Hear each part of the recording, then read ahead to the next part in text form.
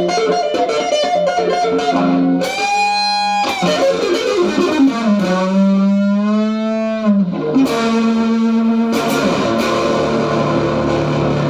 and roll!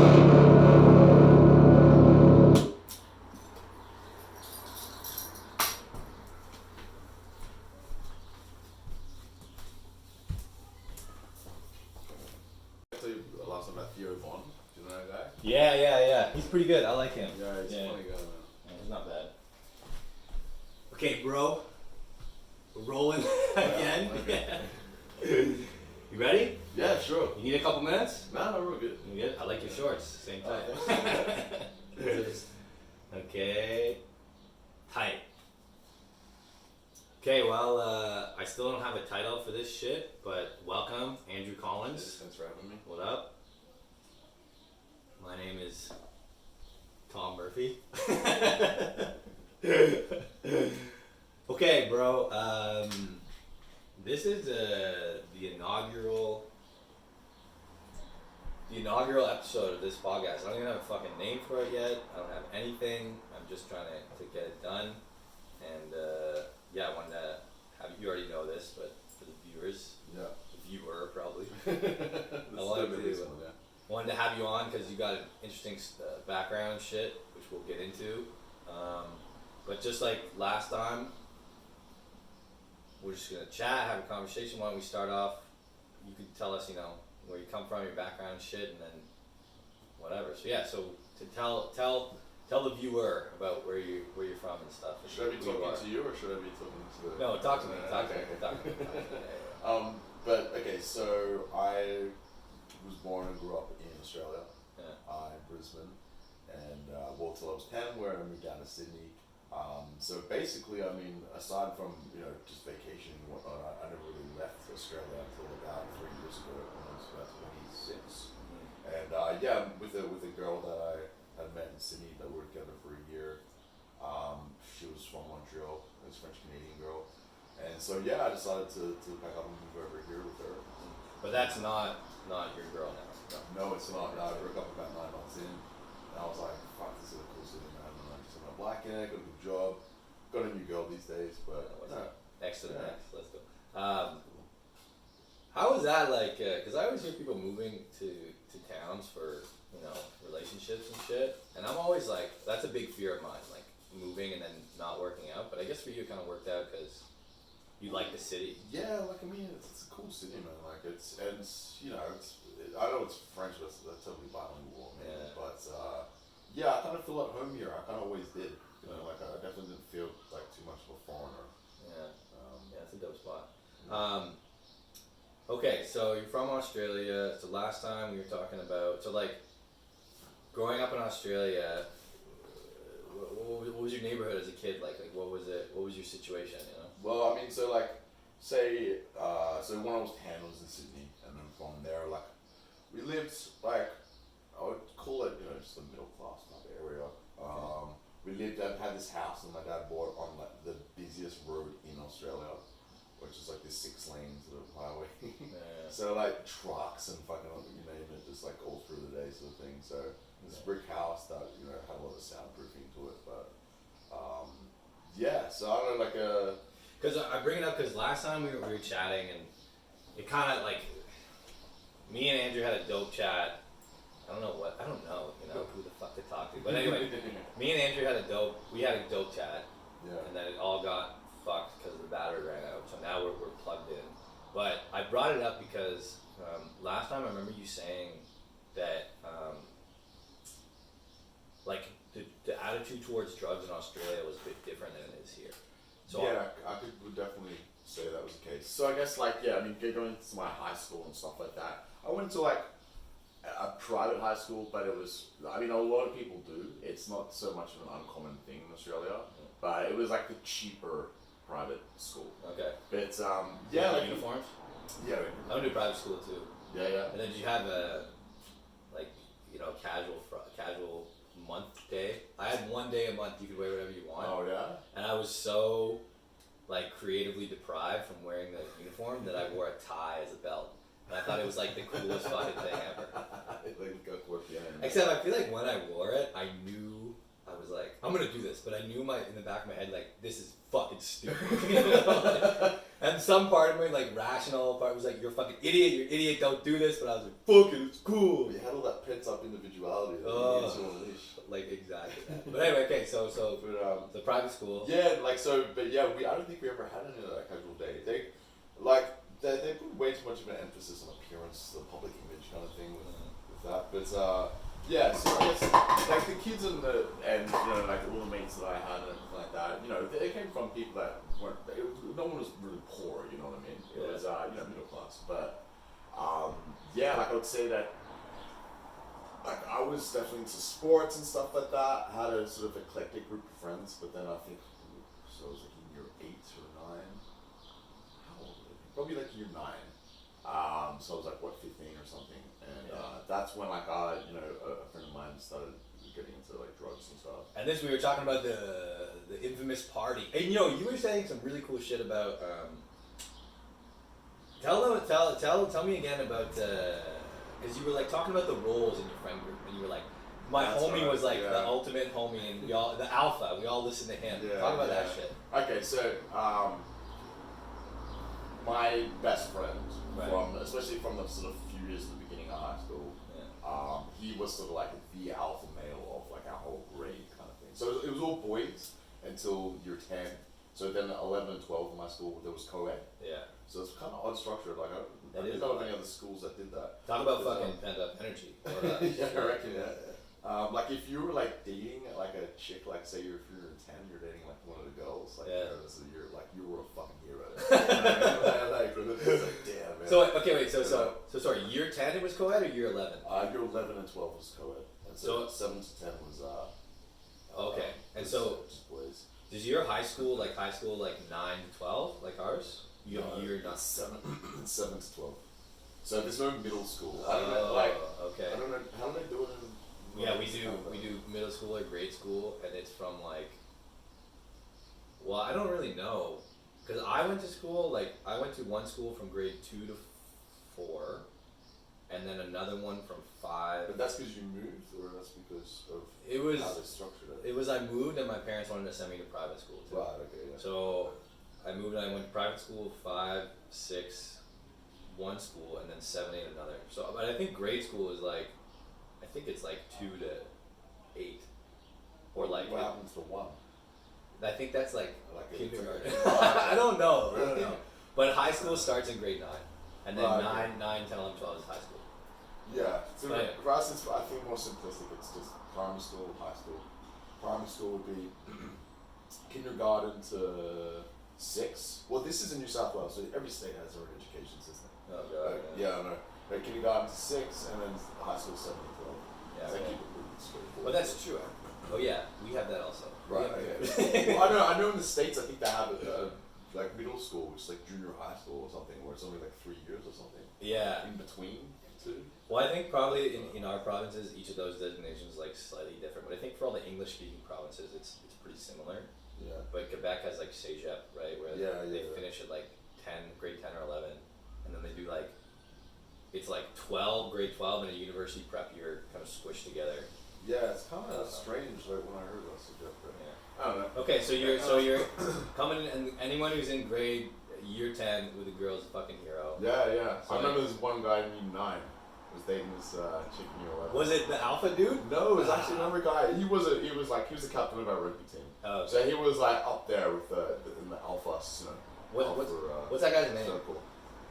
Or like which one? Like the alpha guy. Give him a name so we know who to talk about. Okay. Well, I'll say so. His name's Sean. Sean. Yeah. Good. No last name. Yeah. Sean, So basically, like, you know, he was just, you know, big guy, awesome at rugby. You know, got all the girls, kind of guy. Incredibly confident motherfucker. So like he was like my mate, but I was kind of still sort of. I don't think he ever respected me as much as he respected himself, kind of thing. Yeah. So like, but I also sort of let myself sort of be like secondary, like his sidekick to him, sort of thing. Like he was the hero and I'm the sidekick kind of guy. And I mean, looking back now, like as an adult with actual self-respect, like, you know what I mean? You're like, Jesus, that was pathetic.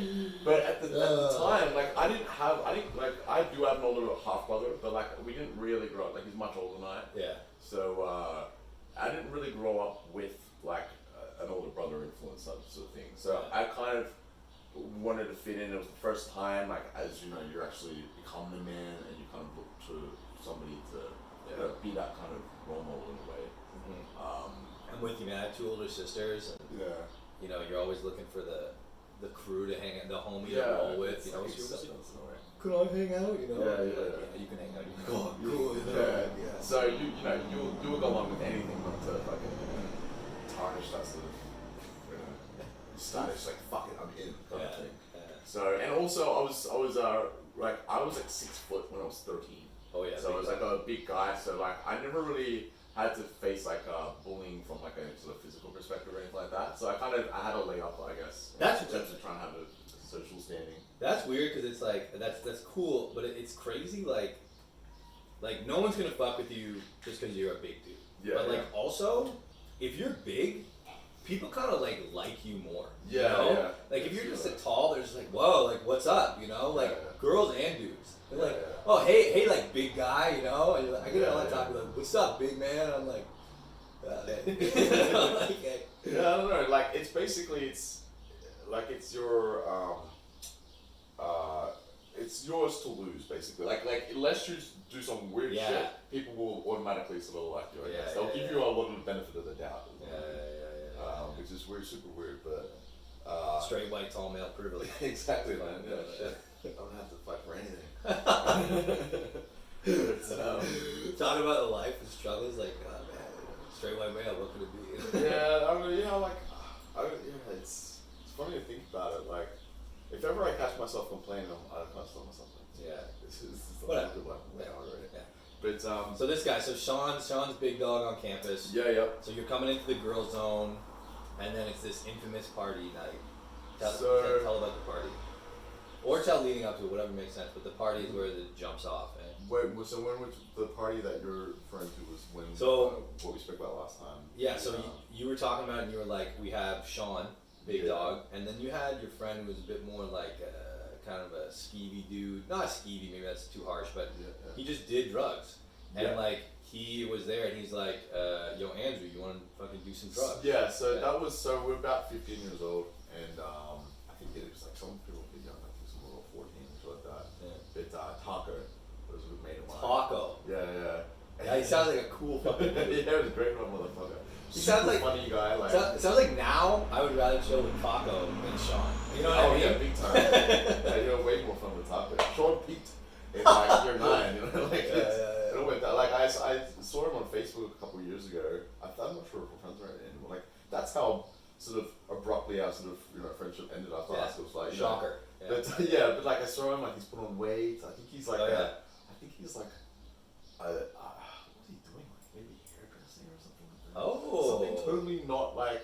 I think he did childcare for a bit as well. Okay. I don't know, super like. Maybe different. I don't know. Maybe he's acting big in high school because he's got some unresolved things, you know. I don't know, man, but potentially, it definitely doesn't look the way that I thought he would turn out at the time. Skeletons in the closet, you know what I'm saying? Yeah.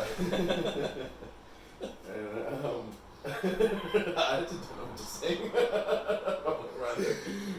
Sorry, go ahead. But anyway, Taco. Look, we were all sort of like in this kind of bigger friendship group. So, you know, like Taco was mixed with Sean and stuff like that. Yeah. But this guy just loved to party and liked to have a good time. And so, I was playing sport all the fucking time. So I guess there was like that element of shit that I took seriously, you know, like health training, all that sort of shit. Yeah. But so like a bunch of them went to this rave, like some of like Taco and a bunch of other guys that I was friends with went to a rave this one time. It didn't sound appealing to me at all because I didn't think about drugs or anything like that. I just thought, I don't know, I'm not that into EDM, like, you know, 3 in the morning, like kind of dance, like the fuck, like, it didn't sound appealing, but doesn't sound appealing now. yeah, basically, I don't fucking go to rave, but yeah, like I don't know, I heard about it, heard like a couple of them did like half an MDMA pill, and it sounded like fucking intense. But then I was like, shit, you guys doing drugs? Like drugs, I still had that stigma towards them. You're like, wow, that's a slippery slope. That's pretty fucked up. Isn't that crazy? When I told you this last time, when I was in grade 7, 8, like you don't realize it, but like you get indoctrinated. They're like, if you do any drugs, you'll fucking die. And you're just like, holy shit, I'm never doing drugs ever.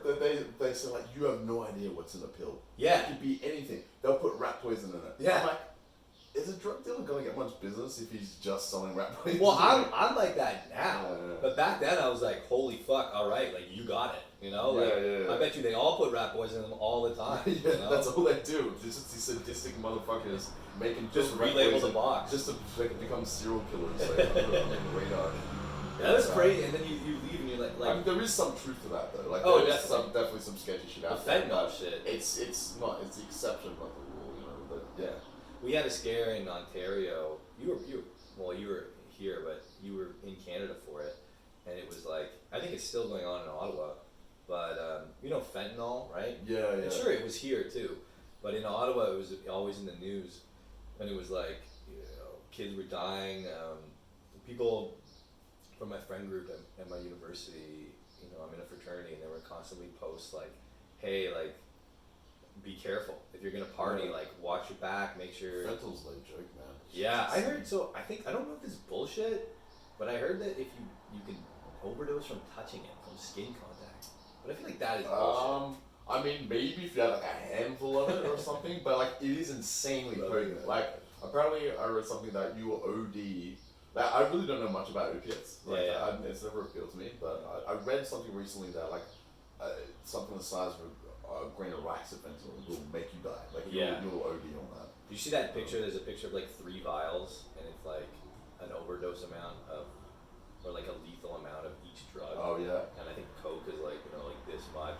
That'd be really good. Send me to that. It's like, yeah, here, let me see it, because that's why I got the computer out. Jamie, pull that up. Oh yeah, you got it. You know what'd be awesome is like maybe to have like a screen behind us. I was literally like, I almost got the TV and like moved it, but I was like, I don't trust my carpentry skills enough, like make a stable mount, you know? Yeah. So I didn't. But I think if I have you back on here next time you're here, there'll be something there. Lethal amount of Do you wanna do beers?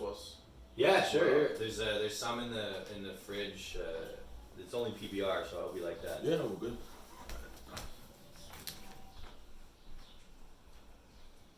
Oh yeah, here. So anyone watching, we'll post this shit after. I'm gonna make sure we're correctly framed here. Yeah, primo. I love that they make the same beer, but just like an extra % stronger. I know. If you're gonna drink PBR, you might as well get Hey, cheers! Cheers to round 2. Yeah, thanks, man. Cheers. Yeah. I got another funny story about this shit, but yeah, see, this is it. So, to anyone watching, we'll post this shit so you don't see it, but see, it's like fentanyl. Oh, fentanyl. Okay. I don't know what that is, and heroin. I can't believe even like it's such a small amount. See, it's just like it's like grains, and there's heroin. It's like a shit ton, and I don't know what the fuck that is, but it's probably a drug, I guess. Here's another one. Oh, okay, we can see. Jesus Christ. Oh, this one is reversed though. This this carfentanil must be has something more. related to fentanyl somehow, but like more of a condensed version or something. This one, the okay. look, the amounts keep changing though, which leads me to believe there's. And look, this one is even spelled. Oh, I think that's like Halloween. It's spelled differently. No, you idiots! Another language, you ignorant fuck. Oh, here's another one.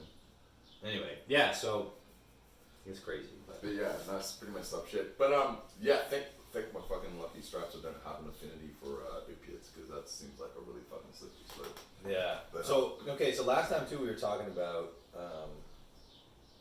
so when I was a kid I was like never gonna fucking do any drugs, and then I remember the first time I drank I was like mad at my friends because this is cool, guys. You can't do it. Like, I was but that. You were drinking as well? I was like around, but I was like the wet blanket asshole. Like, we should be doing this. Like, it's against the rules. You know, like I was that fucking kid. Yeah, you were the nerd. Yeah. Yeah, I was the nerd though. But how old were you at that time? I was like 12. 13, oh yeah, that's fucking young. Something like that. We weren't like fucking drinking. No. You know, we like stole a bottle and we were like tasting it. Yeah. And then like someone. But I can understand like being a wet blanket at that age. Like it's kind of. Thanks, buddy. It's pretty. You know what I mean? Like I think if you're like 15 or something like that. I mean, you're still way below the legal age, but like I think it would be less. Like I think it'd be considered more nerdy to like be. Yeah. No. By the time I hit high school, I knew it was up. I was like, I gotta be cool, you know. Like I gotta chill out. But yeah. So I was like, this is cool, and then I don't know what happened. I think I just like all the things that I was into, like were the people and the pop culture and the art that I was into. People were doing drugs. So like, I loved hip hop. Fucking everyone talked about smoking weed and a bit of like doing blow too, and drinking obviously, and I really liked Tarantino movies when I was in high school. Yeah, which is like fucking heroin and drugs and cocaine and whatever. And even if I wasn't into that shit, I think I just saw it so much in all film, movies, TV that I was so curious. Like for me, drugs have always been a thing about like curiosity because I've never really done a drug long term, and I've been like, wow, I love this. I can't wait to do it again. Yeah. That would happen on the short term. Like, that was really cool. I want to experience that again. And then I'd do it 1 or 2, 3 times, and the come down was always worse. What kind of drugs have you done on that? So the only other drugs I've done, I've smoked weed, I've done blow, and I've done MDMA. And I'd love to do acid still, because I've heard that is a totally interesting experience, and I'd love to mess with hallucinogens a bit. Yeah. But like MDMA, like the day after, I'd feel so fucking depressed. Yeah, it's a pretty intense type of chemical reaction in your brain. Really, it's messing with stuff that really shouldn't be messed with. But yeah, it's like it's like I think about it like when you kind of put the pedal to the metal on a car, and like you're going really fast and it's sick, but the engine's in the red. And so you can do it for a while, but then the engine blows. Yeah. That's how I rationalize. I don't know if that's correct, but that's how. No, it's a pretty good analogy. Yeah.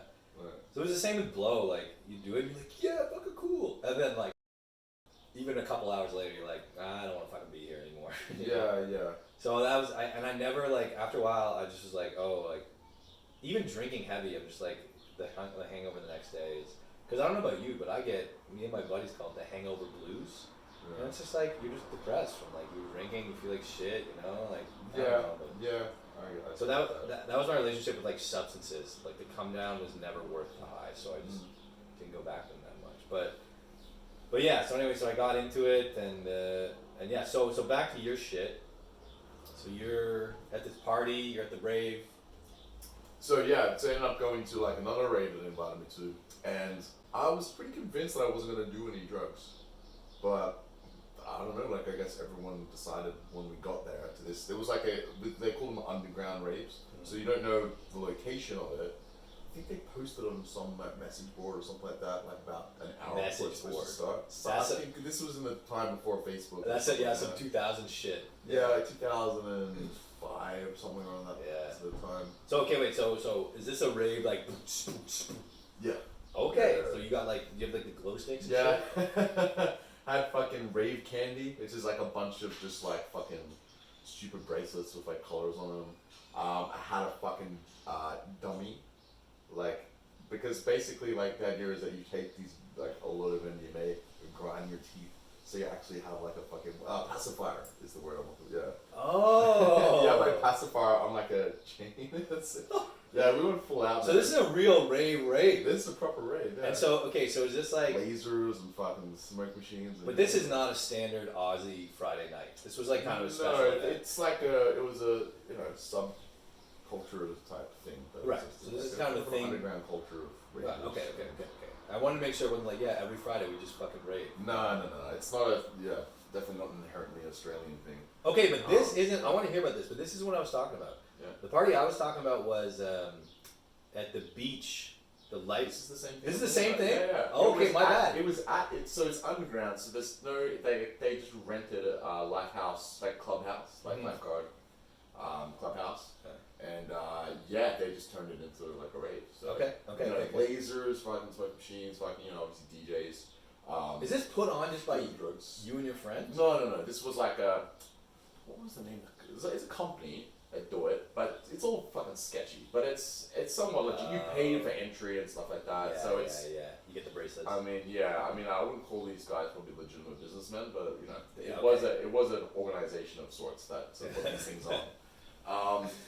They're like 2 years out of high school, throwing parties for high school kids. Yeah, and it's obviously like they're not going to monitor how old people are and shit like that, and obviously everyone's on drugs. No one's selling like alcohol there, so it's more just everyone sort of brings their own shit. Yeah. But yeah, so that was the first time that I did MDMA, and Jesus Christ, I fucking like lost my mind. It was like so fucking intense, the feeling. Yeah. And I had no idea what it was, but like everybody was my friend. Like I was just like, I wouldn't shut the fuck up talking to everyone. I annoyed the fuck out of some people.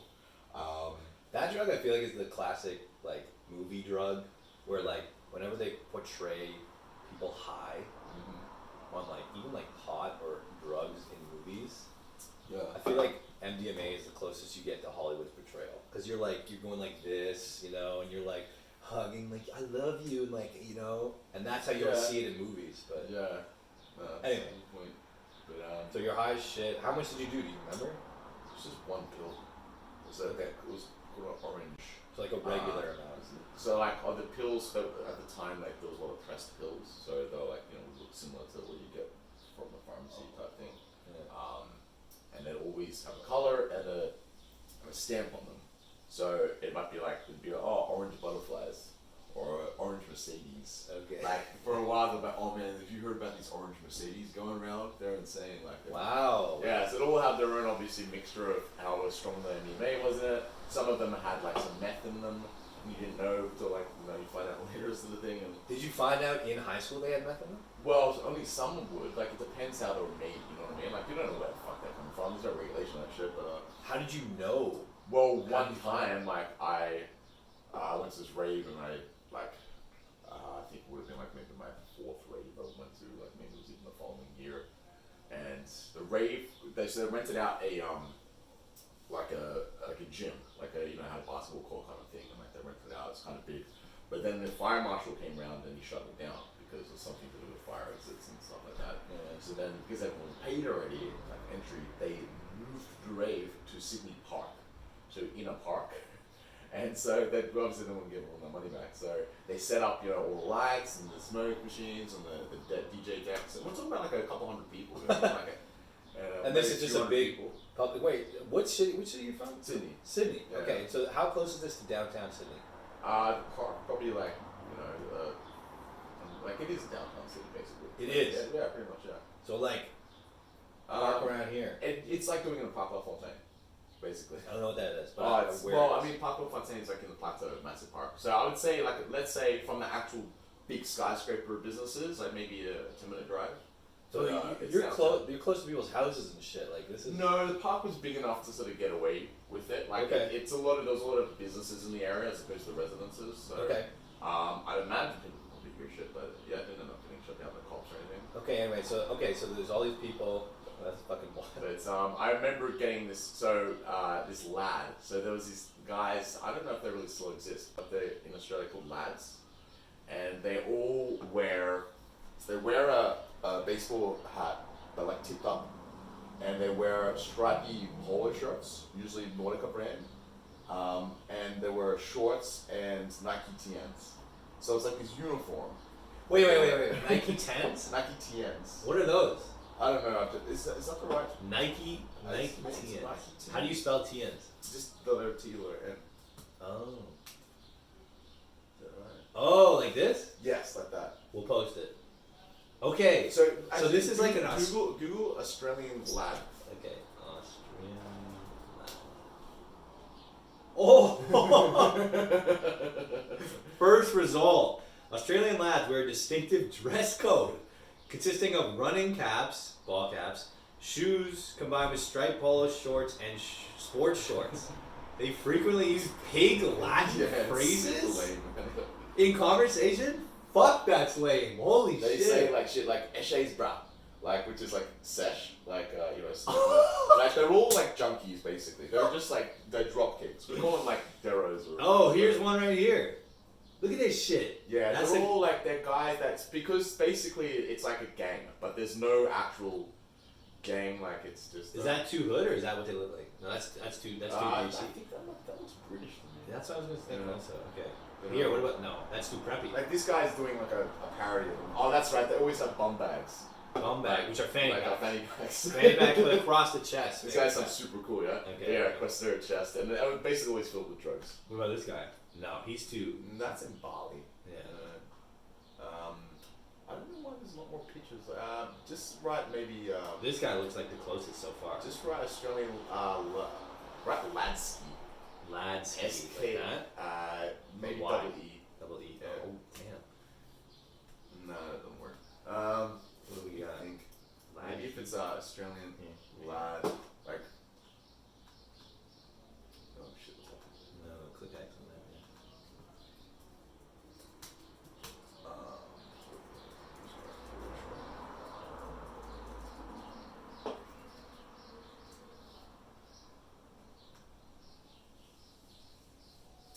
I'm really surprised. Starter there's not pack. more pictures. Aussie Yeah. SA starter pack. Oh man, so they're just greasy as fuck, huh? They're just like they're just real sketchy motherfuckers. They're all from like this area of Sydney, like the western suburbs, maybe usually southwestern suburbs. there's Where no lads or lad clothing. no, honestly, they've done that a lot. That they would do that. Like you're not allowed in if you're wearing this because it's like you're part of a gang. You know what I mean? But there is no actual gang. It's just a bunch of like they're all white guys. Yeah. And it's just like if you see other lads, and they'll get in the fights. They'll stab people. Like they're just dangerous, Okay, I get it. sketchy, I get it. dropkick. So for anyone just listening, I'll post all the images and shit when I post it. But we found a sign, and you say this is common. So this is this is at the Acer Arena, which is like a massive stadium, which is a legitimate. It's like the Bell Center. Okay. So there's a sign that says no lads or lad clothing permitted. It says anyone wearing striped polo shirts, skin caps, items bearing the Nautica label, and other lad clothing will be refused entry. Label. That's a bit like That's what I'm saying. Yeah, That's like- like they really took over the I brand. can imagine just some 50-year-old man. With Yeah, his like, kids just oh, I having like to wear this striped polo. Yeah. like get the fuck out. Okay. But I mean, no one's. I think what they really mean is if you're wearing all that stuff together, Yeah. It's very easy to say someone's a lad or they're not. But And are they usually poor? Are they rich, middle class? no, they're poor. They're like poor. they all come from like south. They're all like they're like kind of lower to lower middle class. Okay. Shit. They all come from particular areas of Sydney. That's not the Sydney, the actual sort of city of Sydney, but rather like greater outskirts. You know what I mean? Yeah. Okay.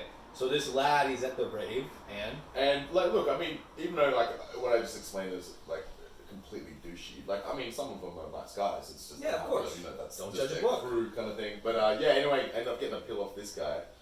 Never met him before. I remember his name's Corey. How do I remember that name? Anyway, oh wow, that's a fucking lad name. Yeah, For Corey. sure. I don't even know the subgroup, but that's Yeah, a lad name. Yeah. But I'm surprised I remember his name. But anyway, and about half an hour later, I'm fucked up like crazy. Like you get eye wobbles a lot. Have you ever had that?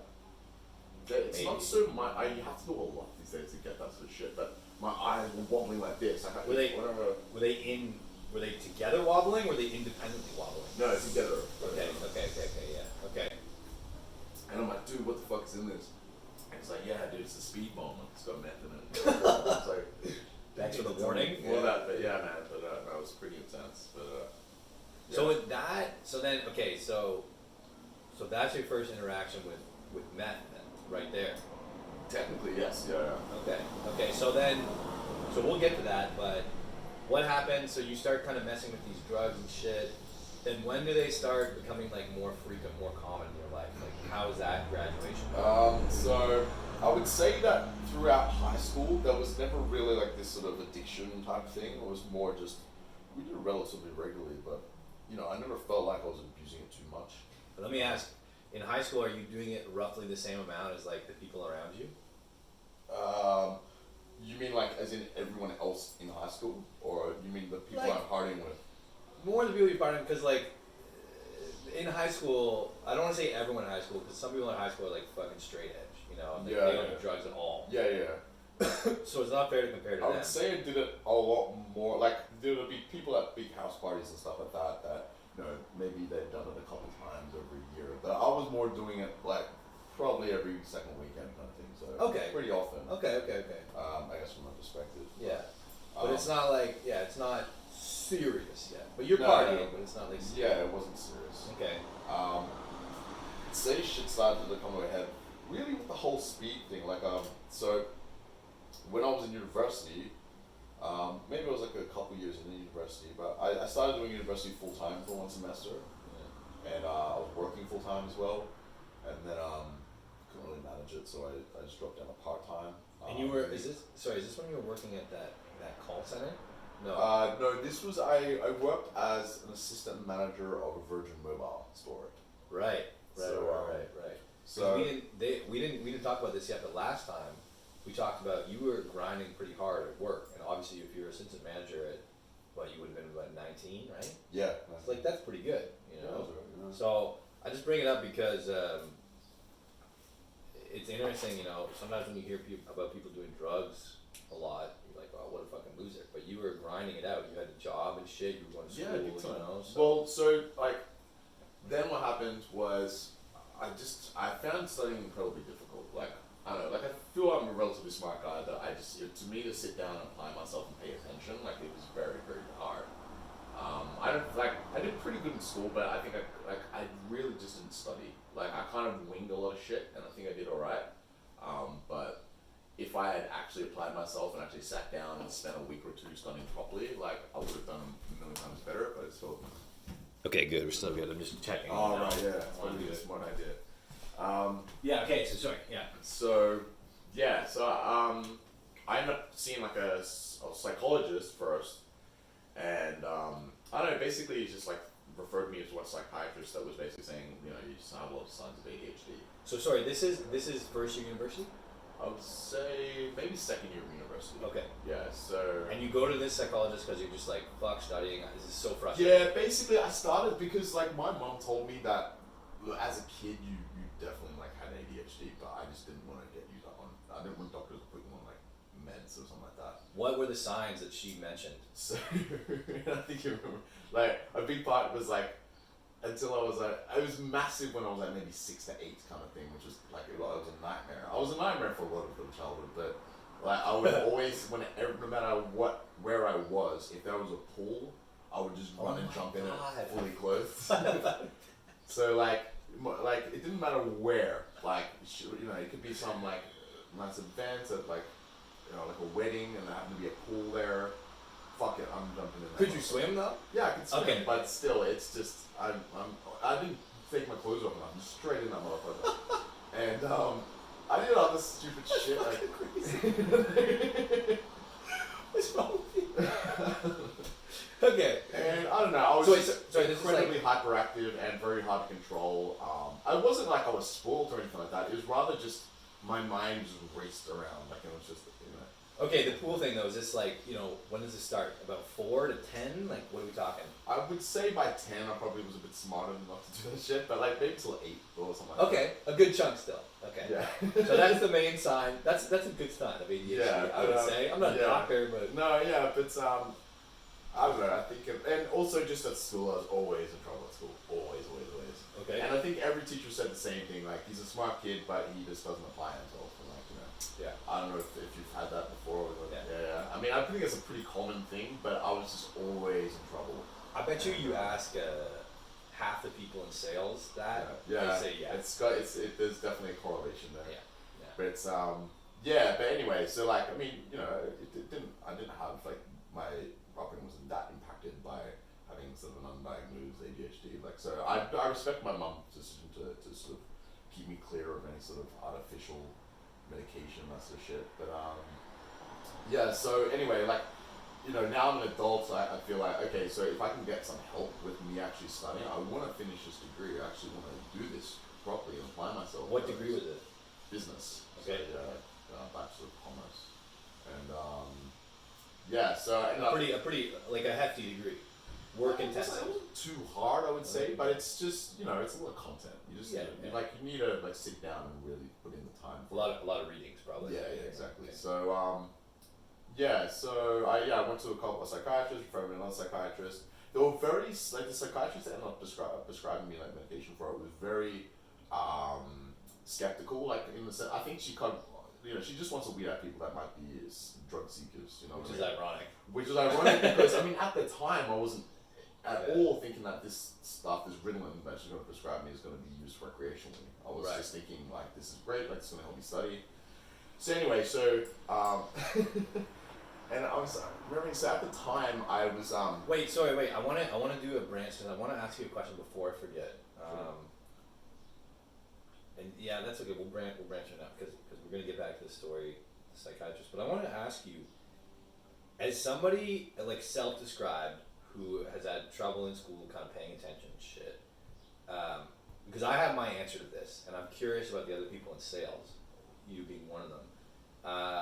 What attracts you to sales? Why do you like it? That's a good question. Because it's like, because I find it fascinating, because I have no problem grinding through phone. Like, I love this shit. I love my job. I love where we work. It's fantastic. But like, I did computer science, I did coding, and I wanted to blow my fucking brains out. And even though it's like, why did you do it? Like, what appealed to you in the first place? I'll make a note. We can talk about it because I want to talk about this. Yeah, that's a bit off topic, but no, that's okay. I'll make a note. Why did I do comp sci? But before that, so like I can grind this shit. I love it, and I find it fascinating because to me, like most other challenges in life, they're not interesting to work out because it's like I find, and this is a very general statement, and obviously there's very interesting things out there, but I find like humans and the human mind and convincing people to do things and like changing people's mind and making people laugh and like interacting with people, that is like the ultimate challenge. It's so hard to figure out on an individual basis, and like to do it well and still be authentic, be yourself. To balance like the task of being appealing to people, getting them on board with shit, but not lying and being dishonest. Yeah.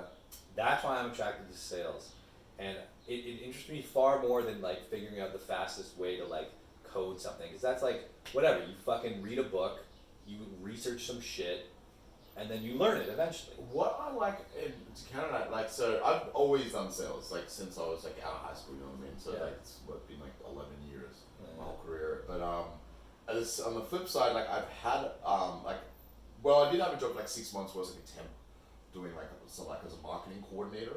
Okay. So it was a lot of like similar though. Putting together. No. Yeah. Well, I mean, look, I wasn't dealing with a lot of people over the phone, but I wasn't selling. So, but it's in the sort of sales industry. But anyway, so there was like a lot of tasks that I had to do, like putting together PowerPoints and stuff like that, based on like these people. It was a magazine company, and so like they would put on displays and stuff like that to promote a particular magazine or promotion, whatever it was. And so they'd all send in like all the different we call them news agents. I don't know what you call them here. I don't know either. Anywhere that sells like magazines and books and stationery and like all that sort of shit. Wait, sorry, the locations that they sell at? Yeah, like it's convenience stores. Basically, No? Yeah. Well, some were convenience stores, whatever. Okay. But they'd send in all these displays. They had to put together PowerPoint, and this shit took days. But then I started to Google how to create like batch files, like with command prompt and then see how to automate a lot of this shit. Nice. And I figured out a way to create it, like make all these change automatically the file names by using like an Excel sheet with VLOOKUP that will automatically populate, open up a notepad file, rename shit, what's up. save it. And it ended up it was quite complex, but once I did it, I took this task down from 3 days to about 10 seconds. Like you just double click a program. That's sick. But what I want to say is that like I really enjoyed the challenge of having to Google everything to figure out how to solve it. So to me that was interesting. and I guess because it takes away from like the other challenge that I had in sales, where like you just explained about how to balance the the appeal of a person, like appealing to them, also getting them on board. So it's a different challenge, but so I guess maybe you're so used to it, maybe you just didn't appeal to you anymore. I just think, I mean, no, I don't think I ever could have done it because that what you described is really interesting to me and like really cool, and I get excited for that situation. Yeah. But what I get excited for, I'm not inherently excited about the fact that you made a batch file. What I'm excited for is that you were intelligent enough to be resourceful, to deliver a really efficient solution, right? Yeah. It's not like, coding. It's not what you did. It's like why you did it, I guess. Yeah, it's the whole part of it, right? So the thing about coding is that you have to be excited about coding for the sake of coding, which is not what I'm excited about. Because a lot of it's monotonous and like kind of, or it's like just I've never. It's not all about trying to figure out complex solutions to problems. It's more just what's in front of like bricklaying. It is a lot of the time kind of like that. Like that's definitely part of it. Yeah, what you're talking about, the monotony is part of it for sure. But it's not it's not the reason that I'm describing. Right. The reason I'm describing is the context, like the fact that you use coding is only interesting to me in that scenario because of the context that it's in, right? It's appealing because it's this sexy, fast solution to this old, shitty problem, you know? Yeah. But it would be just as cool to me. Like what I was fascinated with as a kid is Rube Goldberg machines, right? Where like Rube Goldberg machines are those machines where it's like you click a marble and then the marble rolls and hits a thing and then it hits and then it flicks a weight. That shit. I like things where it's like you automate a process. You use your mind to make something like way easier. Yeah. And it was like me building the fucking hanging thing. You know, like I had a great time doing that because it was solving this problem in like an interesting way. Yeah. So it's not coding for me; it's solving problems in interesting ways. Yeah. So that's what I mean. I'm not inherently excited about coding. I like problem solving. Right. And coding a lot of the time, like you're saying, is not problem solving. It is, but it's like. I guess why I didn't realize that was because my only experience with coding was for problem solving. Yeah. And I guess I never, because a lot of the time, like sometimes I really crossed my mind to actually switch majors and to do that sort of computer science stuff. But, but then I looked at the people in the industry, and it just didn't make sense. Like I was like there must be something there that I would be miserable in it. Like you know what I mean? Like. Well, that's another thing. Well, too. the fact I mean the proof's in the pudding. The fact that you're miserable. I think we have pretty damn similar personality traits that would probably end up the same way. So I would always joke with my homies in university, like, fucking hate everyone in my major. They're all shitty nerds. Because they were, like... Yeah. And, like, look, I get it. Like, I didn't have...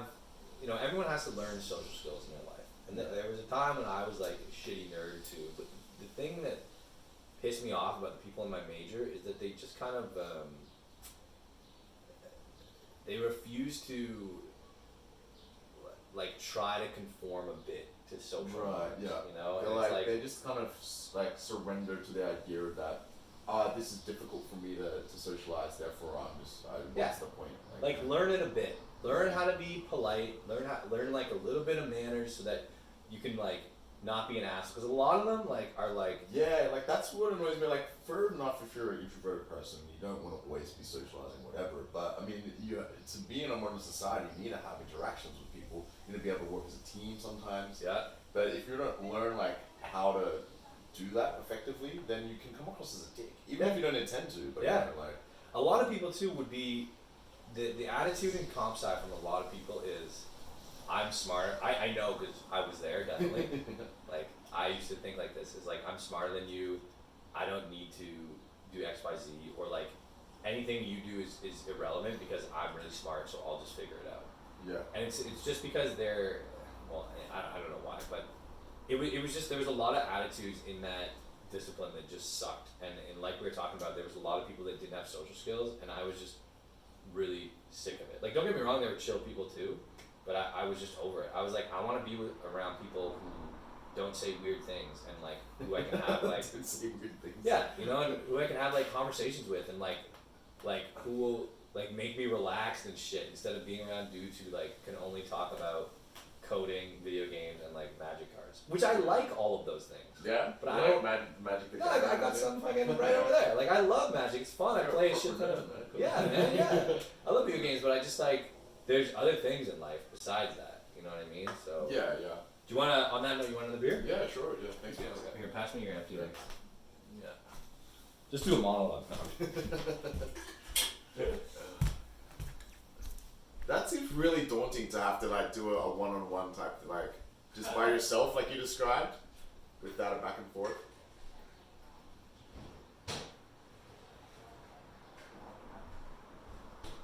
So that was like my first,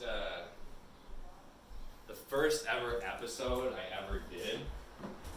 I just looked at the camera and started talking. It was only like 30 minutes long, but like. Did you have to sort of in your mind like imagine speaking to somebody? Like how does that? Because I don't think I've ever done that before in my life. I don't think I've ever posted a video of me talking like, you know what I mean? If ever I posted anything on Instagram or something like that, which I only started really getting into recently, like because of vacations and stuff. Yeah. But I just cringe at myself if I ever post something, Oh, and I'm just projecting like, Oh, but no. it's just like. You're correct. Don't worry. Oh fuck. But man. what was that process like in your head where you sort of. Awful. It was Yeah. all awful. It was like. It's like you say something funny, like, you know, when you laugh at your not, jokes yeah. kind of thing. Well, like people do it. Like I don't know if you've ever heard of Philip DeFranco, but Is that he's a famous YouTuber. Yes, I have heard of Yeah. that. He's got kind of a bit of a high voice, kind of. Yeah, a little bit. Yeah. He's like something. I don't know. all his videos are cut quickly together. So I do know that guy. Yeah. anyway, great talent, but he's essentially what he does is like he's essentially a news anchor, and he does like news stories and gives his opinion on it. You know what I mean? And it's compelling and it's interesting. But so I kind of picked some topics that piss me off, and I tried to kind of talk about it and be. That sounds a bit more like a Bill Burr type podcast. Yeah, I was trying to. Bill Burr, I'm amazed that he can sit down and do it. It's a real Every talent. week, man. Like people just hear him like just bitching. Yeah.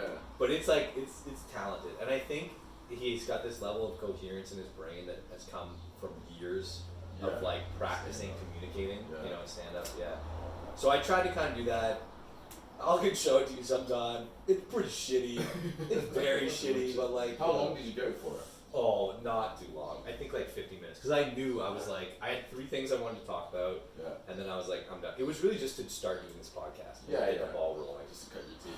Yeah, but anyway, yeah. But no, CompSci. Yeah, CompSci was shitty. There's all these people that were just there. So anyway, so yeah, we were talking about, you know, why I was bad and shit and why I was good.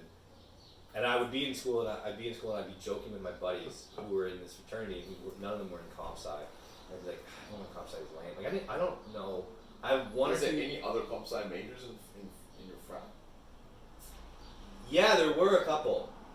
But they were years younger than me. But there were a few. Right. And they were chill guys, obviously, because in the fraternity they have to have social skills. But like in your year, or like your age, like you did, it was like 2 separate hangouts. It's like your fraternity, and then you didn't get to study with people that you're actually. No, it was like one hangout, because I didn't fucking hang out with anyone in my program. I had a couple friends. I had 1 or 2 friends from there that I would still hit up that are like pretty chill, but the majority were just like. And I don't mean to like totally shit on everyone who's in CompSci, because there's nice people and whatever. It's just your own individual experience of it. Yeah, it's their scene, you know, whatever. But yeah, and then you go out and you join the workforce, and it was so funny because like when I was in school, I was like, I'm gonna do fucking CompSci, and I'm just gonna be a rich developer. And then you go and join the workforce, and every day, I mean, maybe it's really obvious, but every day you sit in silence and you stare at a computer screen and you code. Yeah. And it's like. Kind of like in retrospect, it's like, yeah, no shit, what the fuck were you expecting? But like, I was like, oh, I'm being a startup, and it would be like, ooh, cool. And I was envisioning a role like we have. You thought now. you were going to be like a businessman in the industry? Yeah. Which is what I really want to do still. Yeah. Which is why I'm looking at the partnerships team. Yeah. Because it's like, anyway. Dude, I think that would be a really good fit for you, man. Thank you. If you're listening, partnerships. But yeah, so So anyway, so I was envisioning that, and after about a year in there, I was like, I realized like A, I hate doing this, and B, if I want to make fucking stacks like I want to make, not only am I gonna have to stay here and continue to do this, I'm gonna have to be engaged and learn every day, and like put effort into learning new shit about something I hate, you know?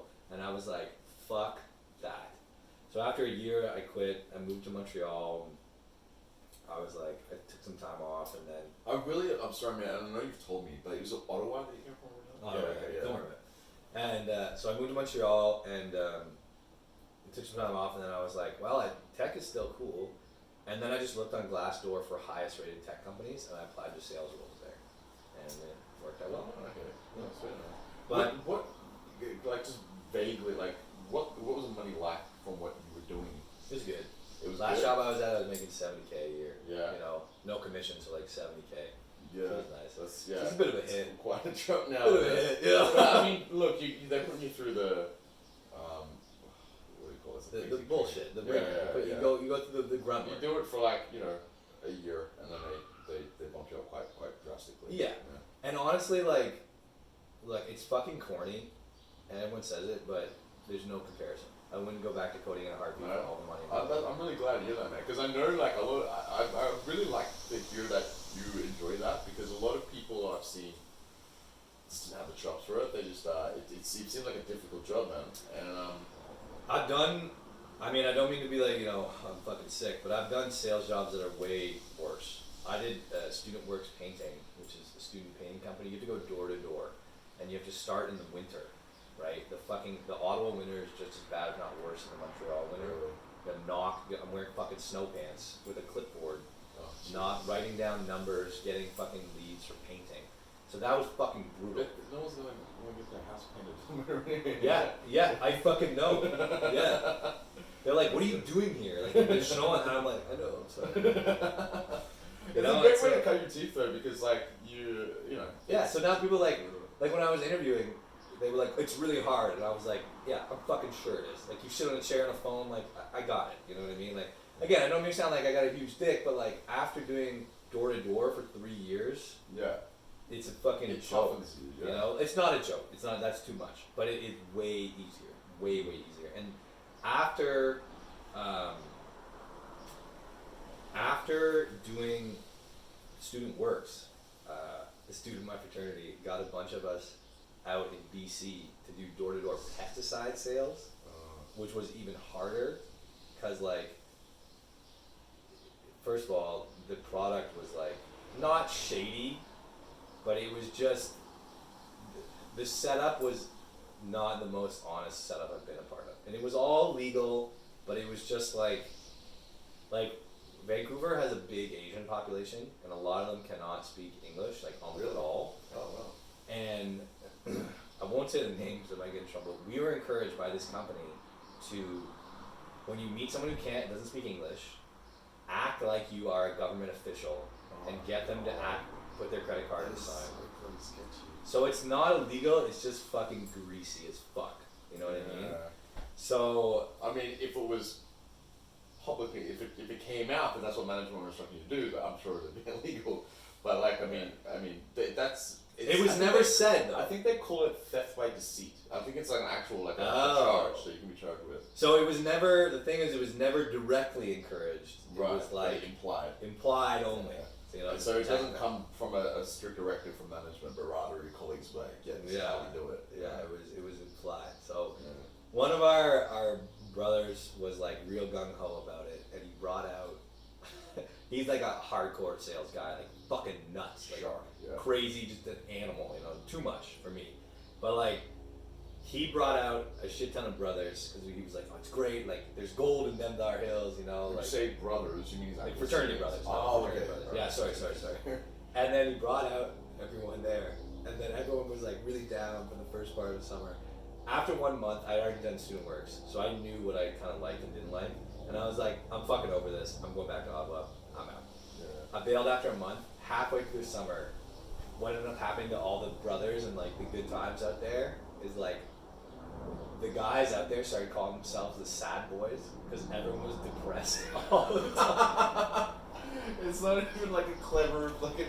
The creativity They got hats wasn't and there shit. just for the sad voice. Oh, that's so sad. Yeah, and they're all like we're making Sad fucking voice. money and like they're all pissed at each other, you know. So, Jesus. and they were all like, "Man, you got out at the right time. Like we all should have went home." And I was like, "Yeah, okay." Oh man, I always imagine like fraternity brothers. I guess it's more like an Ivy League thing, but like you don't hook your brother up doing those sorts of jobs. It's more like you hook your brother up with your dad's financial firm or something. Yeah, it's like that in the States. Yeah, but in Canada, like we're all pretty like regular Joes. You know, there's not. Yeah. There's like, don't get me wrong. I'm sure there's a couple people in my fraternity I think who are like fucking loaded and connected, but most of us are like pretty regular, class, like pretty regular. There's not a lot of like there's a couple brothers now who are finishing in the trades. You know, like it's just regular people. It's not like the States where it's like. Which is good, man, because like I mean, honestly, it seems like a bit of a toxic nature to be like.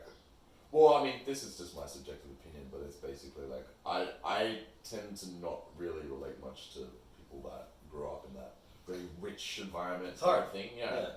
I mean, you know, I feel like when you do meet someone that does come from money and they're chill, it's a surprise, and you're like, oh, this is awesome, kind of thing. But yeah. You know what's interesting is my best friend.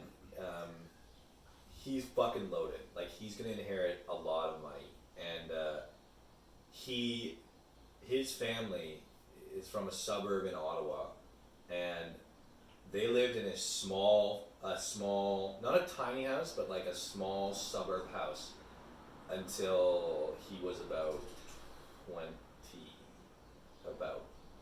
and he's got two older sisters. He's the youngest, and like if you went to their house before they moved, you wouldn't have known they were like fucking rich.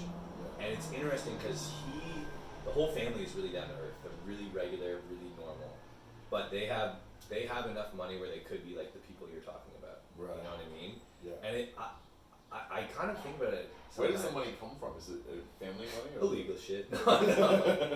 No, it's the pops owns I mean, I guess it doesn't really matter, but anyway, the pops owns a medical supply company in Ottawa and just did really well. Or owned, I don't know what the situation is now. Yeah. But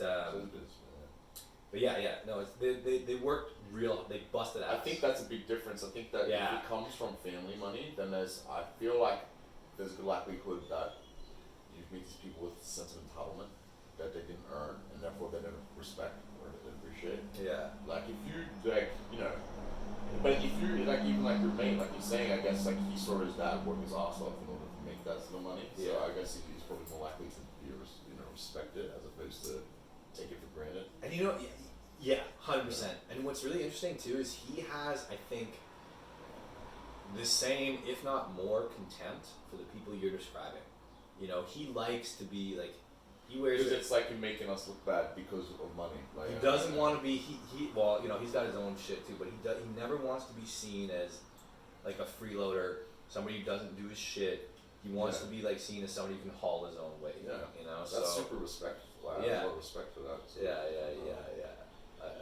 Like when you're at work sometimes, like Jesus fuck man, like this is rough. Like I just want to fucking throw up my hands here. Like if I was rich, why the fuck would I even work? You know, like how they give out the lottery cards once a month. Like you get how much, like $10,000 a month for life or some shit. Like and like if you actually want it, it's ironic because they're giving it to you at work.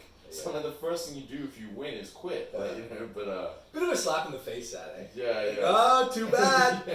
Could be you. Because the only way that is of any value, if we're gonna get any value out of this incentive, it equals leaving the job. So it's like saying that's interesting. You must want to get the fuck out of here, Yeah, I think that's interesting too. They give it to you, and then it's the dudes, and of course we love work.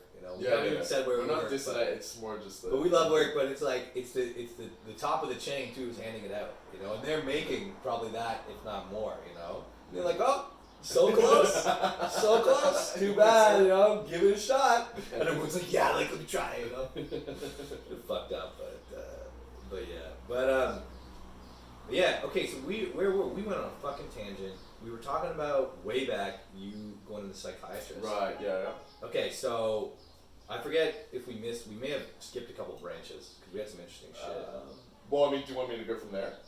or Was there anything else we were talking to leading up to that? We were uh, talking about more like comp sci. ADHD and stuff. Like I guess. No, but oh, you did ask me a question about what I liked about sales. Yeah. To be honest with you, like Yeah. I think you nailed it. Like in terms of what you said, and I had to think about it because I feel like I've been asked that question a long time. But it's more I really enjoy the psychology of sales, and because dealing with such a vast array of different people, like you speak to hundreds of different people like all the time, and I feel like I like to become an expert in the way I like to handle people's reactions and emotions and stuff like that. Yeah. Because I feel like I'm not a very emotionally intelligent person by nature. Like Really? That's interesting. I really don't. I think that everything that I've learned in terms of emotional like comprehension has been taught. I've learned it myself. But I'm very humble and I've become very self-aware, especially more recently, about how it's not my forte and it definitely isn't something I'm innately good at. I'm kind of surprised he is, but kind of not. I gotta make some notes here because there's gonna be more branches. Okay, hold on. So you said your emotional IQ was self-taught. Okay. Yeah. Okay. So what do you? I want to know why you think you're not good. Why do you think you're not good to start? Okay, so because that's surprising. Because as someone in sales, you would think that. Yeah, but I have a similar feeling. I think when I first was good at sales, I think it was because I had tenacity and I was very I came across it like I knew what I was talking about, so I got people over that way. Okay. But I don't know. It's a good question why I sort of feel that way, but like, what are the examples in your life where I guess like there was always like a circumstance where I'd be incredibly awkward with like I didn't know how to handle like for example someone told me their grandma died. I had no idea what to do. Like I'm just like oh shit okay.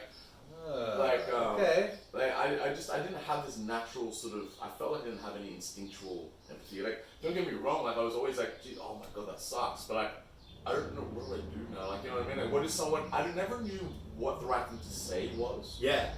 In any way because I couldn't.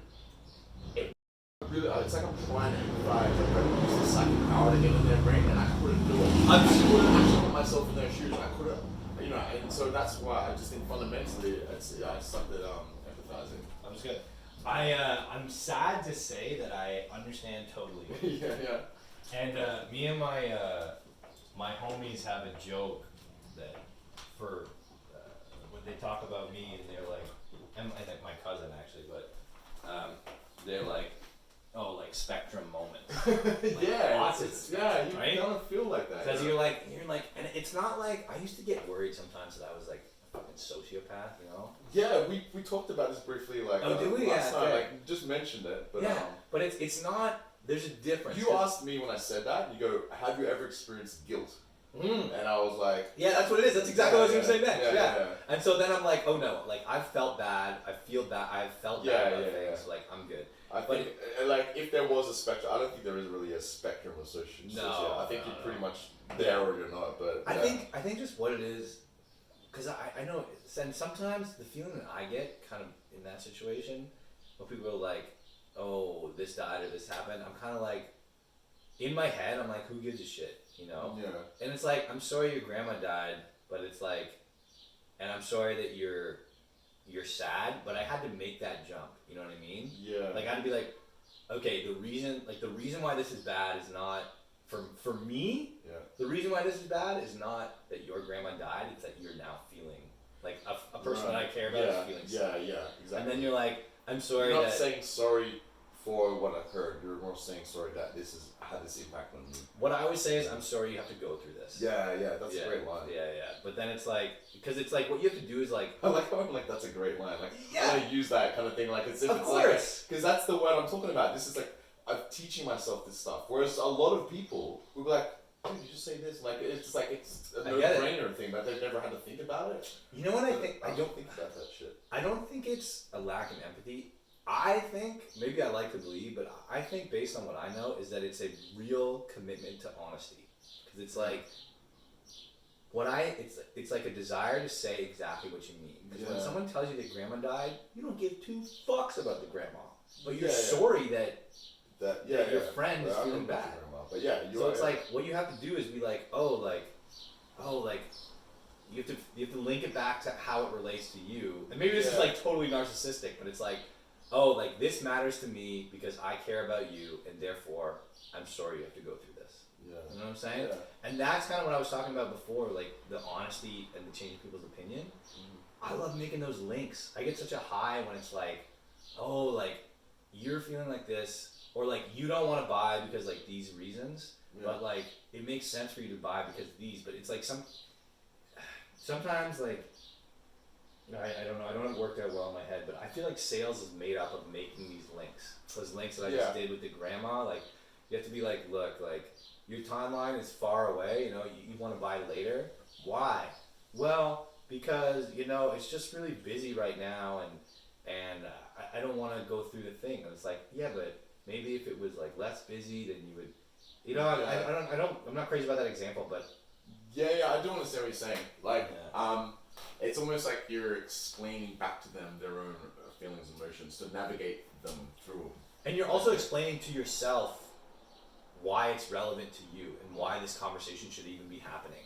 You know what I mean? So that you can be honest. Yeah. Because if you don't have a real motive to be a part of a conversation, the conversation becomes false and boring and uninteresting to both parties. Yeah. So you have to make sure that you know why you're engaged and that why they should also be engaged. Yeah. And then you communicate that. Yeah. And I think that's why I kind of want to be a stand-up, because I feel like doing stand-up is doing that on a large scale. Yeah. So yeah, that's my TED Talk. Thanks for coming. No, it makes total sense, man. Yeah, it's really cool how you can like relate to the two in terms of like your work, and how you can actually apply it to something that you enjoy doing, like stand up. Yeah. Yeah. It took me a minute. It took me like 28 years, you know, but probably longer, honestly. But when you say like I was teaching myself emotional intelligence shit, my life has been teaching myself those connections. My whole life, like, why do I care about this? Why is this important? So you're into the self-analysis in that sense as well, like all the time. Yeah. Too much, way too much. I don't think I've ever like done that sort of stuff. Maybe really? I should, but like, I don't think I've ever really. I think I'm almost afraid to do it, like as to actually really, like I'm like in some ways I'm almost like emotionally cold. Not like towards other people, but rather like I don't feel like I ever have long-term like sadness or like stuff like that. And, wow, lucky. but also, and I don't think I mentioned this before, but it's quite relevant, I guess. But I did go through like anxiety issues, and I actually take pretty high dose of Paxil every day. I don't know. I assume that's an anti. It's an antidepressant. Yeah. Okay, I've been taking it for like 7 years or something. Fuck, must be nice. I actually went off it for a while, and that's when I was addicted to meth. And when I went to rehab for 2 weeks, they ended up putting me back on it. Now that's some interesting shit. You gotta, okay. Yeah, I know. I feel like I should have sort of went off Paxil, because I want to talk about the timeline and shit. But we'll get back to that. But I feel like it was related to ADHD as well. I feel like anxiety can be definitely linked to that because of this wandering mind and because of like get lost in your own thoughts. 100%. So I have anxiety too, a ton, and it's taken me. I haven't gone on drugs for it, but there's been a lot of times where I've been like, I should take some fucking drugs, and I just like, I don't know, pussy it out or whatever. Oh, what is this? The homies might be coming here. Hold on, we're about to pause this. Hey, bro. Hey, dude, what's going on? Round two. Hey. Hey, round two. Sorry, I didn't realize what time it was, man. That's good. Yeah. So my kind of crazy anxiety comes from my dad's side. Yeah. And so you just like a genetic sort of. Oh yeah, definitely. Yeah. And if you hang out with him, like, and you hang out with me too, like, there's times where like, you can see it. It's like an energy, and it's like he'll get into a project. Like he's not a carpenter by trade. He's not in the fucking trades. He did software sales for like 30 years, but that must be. I'm curious to talk about it. Like what it was like 30 years ago to sell software. Man, I'll tell you about it. Software sales. But like, we had a cottage recently. We sold it recently, but he almost built it from the ground up. Really? He almost designed the whole thing. Like, he would design it, and then he'd get an architect to like make sure it's Yeah, legit. like those everything. Then he would go up with my mom, build it, you know, like build By the foundation. himself? Like, he'd lay the foundation, he'd do all this shit. He built an outhouse, like, That is fucking amazing. crazy, you know. So it's like this focus, drive, With no like education of like no self-taught, formal type education. like YouTube and Jesus books. You know what I mean? That's insanely impressive. Wow. Crazy, yeah. So it's like it's that kind of shit. And my mom recently, because she would read all about it, you know, because and it would bring up problems in their marriage, because he would go like just like straight and like not think and just he does shit on Very impulse. project And he's like oriented. boom, boom, boom, like let's go. And so it would cause problems in their marriage. So like she would read about anxiety, and then she kind of helped me get to the idea that even though anxiety is like shitty, it's honestly a gift, because what it is like a ton of energy. And even though it's really hard, if you can learn to focus And it channel it. and channel it into the right things, it's a real blessing. And I've been trying to do that, and I've been getting more successful at it as time goes on. And one of the things I focused it into was comedy. And now instead of like, you know, I don't know.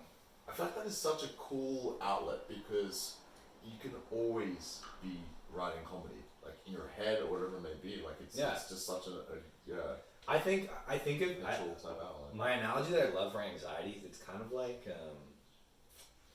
you know when you like you hear fantasy or kung fu and it's like you hear about the chosen one and they have like so much power, Yeah. but if they don't learn to like master it, it'll tear them apart. That's what I think of it. It's like you must like channel your energy, you know. And it gets me really excited. Yeah, exactly. It's like you have so much power, but you have to learn to control it. Otherwise, you'll hurt yourself and everyone around you. You know, and so that's kind of what I think about when I think of anxiety. Cool, man. But yeah, okay. So we were talking about. Do you remember what we were talking about before that? I think we had a branch. Anxiety. Well, how far back? I don't know. What was the last branch you remember? Well, okay, so we're talking about, I guess, like the psychology of sales. Oh, yeah. But Okay. you mean before that? Or you mean I don't know. What's the last thing you remember that we needed? Do you remember? Because I have my list here, but I want to try and forget anything. Anything coming up? Well, I feel like we missed a couple branches. But I didn't say, but Yeah. One thing I want to mention is I've read a lot of books about the sales psychology, Mm-hmm. and when I say a lot, I mean like Yeah. four. You know, like, but I feel like it's a lot for me. I don't know. That's more. That's four more than I read. So yeah. But I was reading one quite recently called it was written by the FBI's top negotiator for like 20 years or something like that. Incredible book. It's called Never Split the Difference. And he basically, and so he runs this consulting firm for like sales people and stuff like that called Blackwater. I forget this guy's name, but you know he's somewhat of a public figure. But yeah, so he's written this book. It's amazing the kind of, because he relates all these sorts of fundamental strategies with negotiation with his real life examples of how he negotiated a hostage situation or a terrorist situation. Oh yeah. And stuff like that. And it's incredible because, like, I mean, that is the most high pressure type of sales interaction you can possibly imagine. Like, if you're talking about people's lives online. Yeah. It's the same. It's that like our sales is that, but like way dialed down. That's what he was saying, right? That's the book. Basically, no? yeah. Okay, yeah. But I mean, he's fundamentally just saying this is how you can apply this in like real life, and I don't know. Yeah, I like the idea that of not sort of using tactics and manipulation, but rather just really effective understanding, and you know what I mean. I think, and I'm sure this has been already said, but the most important tool in sales by any means is listening. Yeah, 100%. Being able to listen and shutting the fuck up. Yeah. You know, and then like answering the thing that was said and not the thing that you're thinking about. You know what I mean? But yeah, I don't like tactics either, and I don't like lines. I like to just listen and then try and answer as honestly as I can. Like when I get on the phone with people, sometimes I'll tell them exactly what I'm trying to do. Like, look, I need to qualify your business so that there's no bullshit, and so you can actually use our product, and then I'm going to pass you to a sales rep, and they're going to do that thing. Yeah. And when I started, my bosses were like, you have a really honest, like, Yeah, a really that straightforward. sounds really like straight off the bat. Like you just like you can be like, this is Well, not a bullshit kind of guy. Yeah. I trust him. Yeah, and people resonate because when you're honest, when you're like being really real, other humans can hear it. Like it's like an animal thing, and they can be like, that guy's not bullshitting. I remember I got this email, and I thought it was a really nice email with the guy. He's like, and he was like swearing in the email and stuff like that. It was like really casual, which I thought was really cool. He was like, you know, man, like after talking to you, I really love your no bullshit approach. You know, I'm a business owner, and I've been fucked over before. Yeah. But like, you seem like the kind of guy I can have a beer with, and like he said, like all these really nice things. He's like, I really look forward to working with you. Mm-hmm. And I was like, it was just like a off the cuff sort of thing, but I knew he took time to like. He said something about it as well, like, I get home, I put the kids to bed, I have a beer, and like, I'm just trying to go through the struggle type of thing, and like, he was kind of venting a little bit about like just, what his life's like, but I think, I really appreciated the fact that he appreciated, the way I approach business, and I just like, whenever I'm doing sales shit, I just think about like, if I was on the other end of the phone, what I would want to hear. Yeah. And the last thing I want to fucking hear is some person being like, that voice, where it's like, hi, how are you today?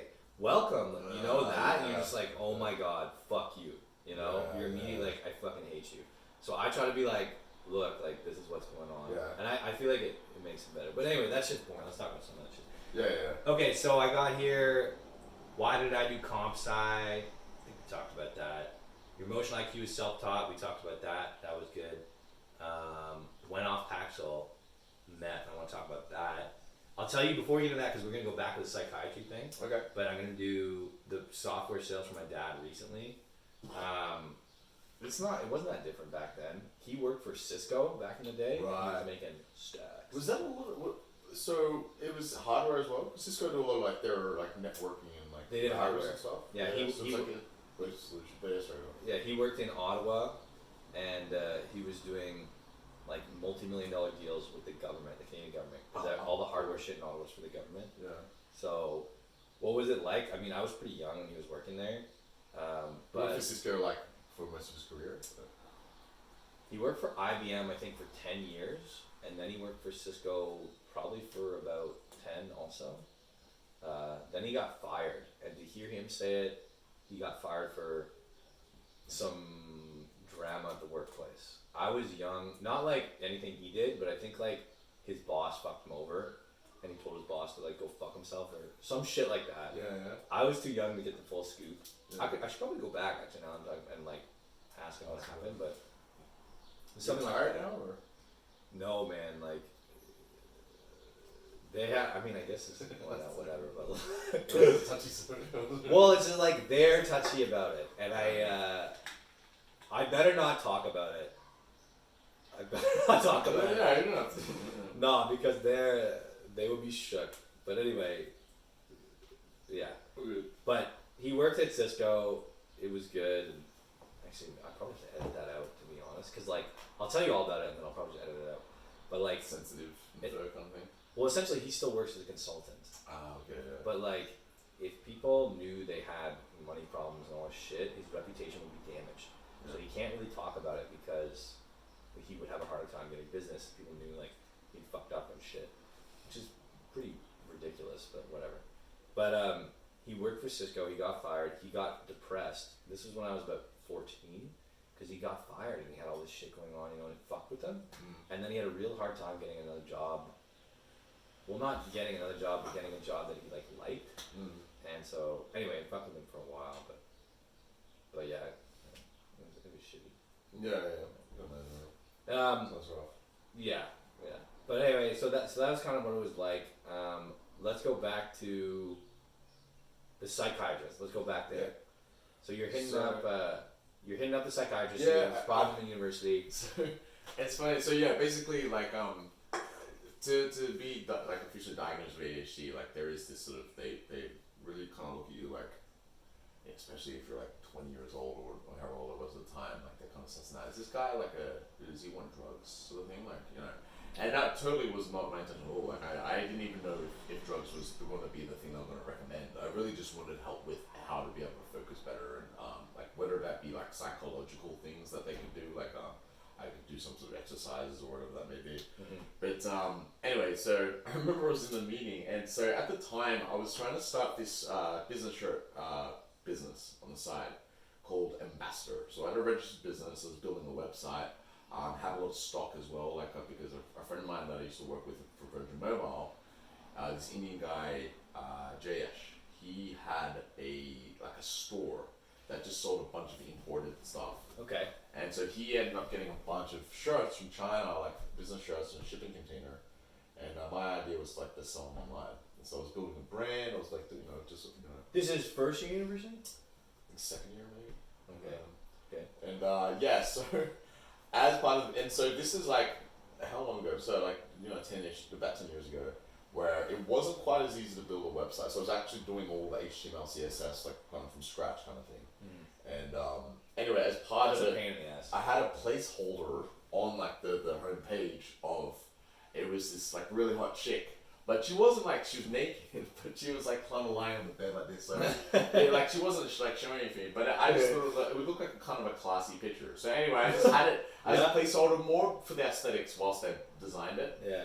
And I didn't think anything of it. And then I was talking to the psychiatrist about like hobbies and stuff I was doing. I'm like, yeah, like I was building this website. She's like, oh really? Like she's like a sort of Indian lady in her 50s. Yeah. And Indian, like East Indian, not native East. No, yeah, like he's in it, and it's only relevant because of the context. But I was like, she was like, oh, I'd love to see it. I'm like, yeah, sure. Pull it up on her computer, and she sees this naked woman. From my perspective, I swear, I don't it wasn't anything like, I was just like, oh yeah, here you go. Yeah. And then she's like, okay, and I was like, yeah, and like I'm still building this part. Like it didn't even occur to me that it was inappropriate to show her a naked woman on like a website.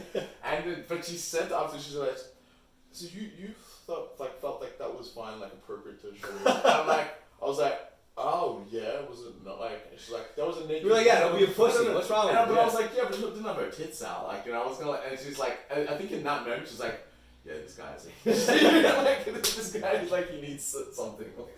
She was skeptical up to Yeah, that. she was skeptical up until that point, and I could see it change her face. I'm like, okay, this guy's legitimately. But that's one of those moments. That's one of the moments I'm talking about. Yeah, I've had those moments where I'm like, what's wrong with this? Yeah. And people are like, a lot of things are wrong with it, and you're like, oh, sorry. And then you think about it for a minute, and you're like, oh, fuck, yeah. Yeah. But it's just, I don't know. But that's what I'm saying. It's the honesty, right? Yeah. It's just like, dude, no, it's just the, like... And it was also showing that I had a lot of unfinished projects. I would also be just doing so many different things, so many different ideas that would just never fulfill to completion.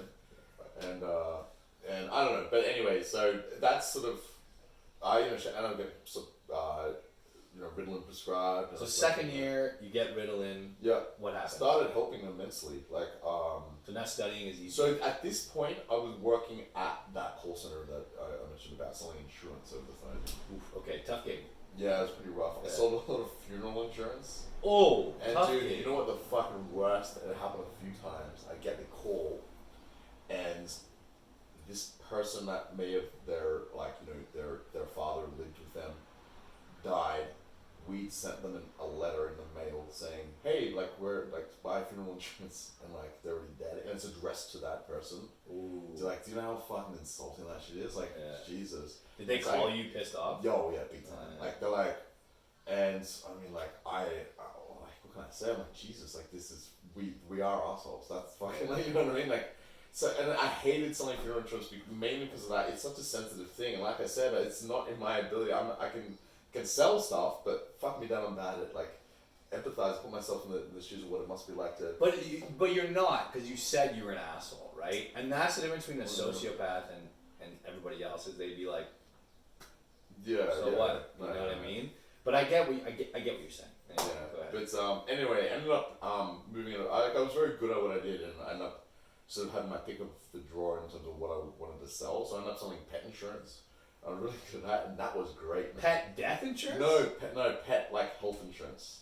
Oh, okay. It was great, man, because you're talking to people about their pets. Yeah, easy. The only time it sucked was when like you have this young girl call in or something like that like didn't understand the concept of insurance, and like my dog's like sick, I can't afford the operation, and like, oh I'm sorry, but it's then you really feel like an asshole. Insurance, yeah. like.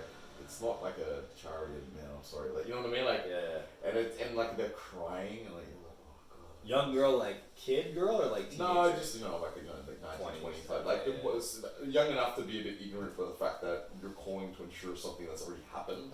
Like that doesn't click with it. I think they kind of know it in their heart. Hey, and they you fucking idiot! Like, and then like sometimes that still closes the sale because it's but like honestly not because of my influence, but rather like say they don't get sick, but they're not necessarily dying, but like just the fact that they just want to now have insurance in case of something for the future. Yeah, but they're crying for the fact that I can't help them in this situation, and I've never been like, but you can still take it. Like I'm like, I just want this conversation to end. Really, I just want to get off the phone. But they're oftentimes still bored because of like that's fucked up. There were some fucking straight up psychopaths that existed that would totally just push products on her and be like, well, your next doll. God. But, you know what you won't cry about are prices. Yeah. But anyway, so I like ended up taking because I was supposed to take it like daily. So it wasn't just like a thing that you would take 15 minutes before you studied, almost like doing a lot of coke and fucking paying attention for half an hour. Or like Adderall. Everybody fucking does Adderall now. Yeah. It's a really similar drug. Okay. But yeah, so I take it every day. So are you like high? Like you take this, can you feel it all day? How many times a day do you take it? Just once? Just once. Well, that was my prescribed dose. Initially, it was half a Ritalin. I think it's because it was the first time prescribing it, so that was my recommended dosage. And then I think eventually because I was seeing a different psychiatrist, I was like, no, just take one. Different from the girl you showed the naked lady. Yeah. Well, also I moved, so I was in a better area. But so we're still in Australia though now. Yeah. Okay. This is I was 21. So the whole ADHD diagnosis thing was whilst I was working at this call center, second year of uni. So just had kind of recently left the. And you're grinding too, so that means a call center job and school, which is difficult, and a commerce degree, which is not. Yeah, part-time school, but yeah. Okay. So 2 subjects a semester. Okay, still not trivial. So okay, so do you feel it all day or just? Yeah, so what I do, I take it in the morning, and it's sort of how long does it typically last for? I think. So this is the thing, they say take it in the morning every day, but it's not practical to recommend that kind of dosage because it lasts for about 4 or 5 hours. Okay. So if you take it in the morning, you go to work, but I was then studying after work. You know what I mean? So my day where I needed to be focusing was really say, 8:30 a.m. to 9 p.m. It was a 12-hour type day. Did you find though you needed it for your job?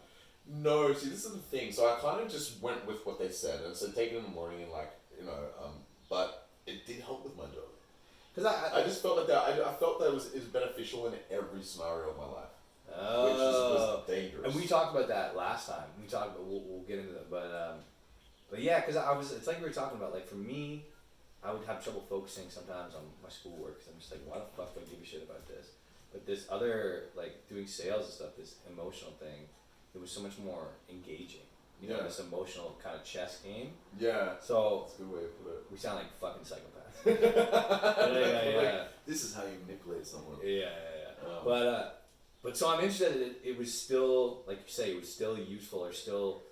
Yeah, but it felt good. So an analogy I would use is that I felt like, even though I particularly wanted it to be able to study, it really felt that I had no idea, but I had blurry vision, and I thought everyone else saw it the same way, and I had this pair of glasses be put on, and I saw clear for the first time in my life, and I was like, Jesus Christ. Yeah. It almost made me upset.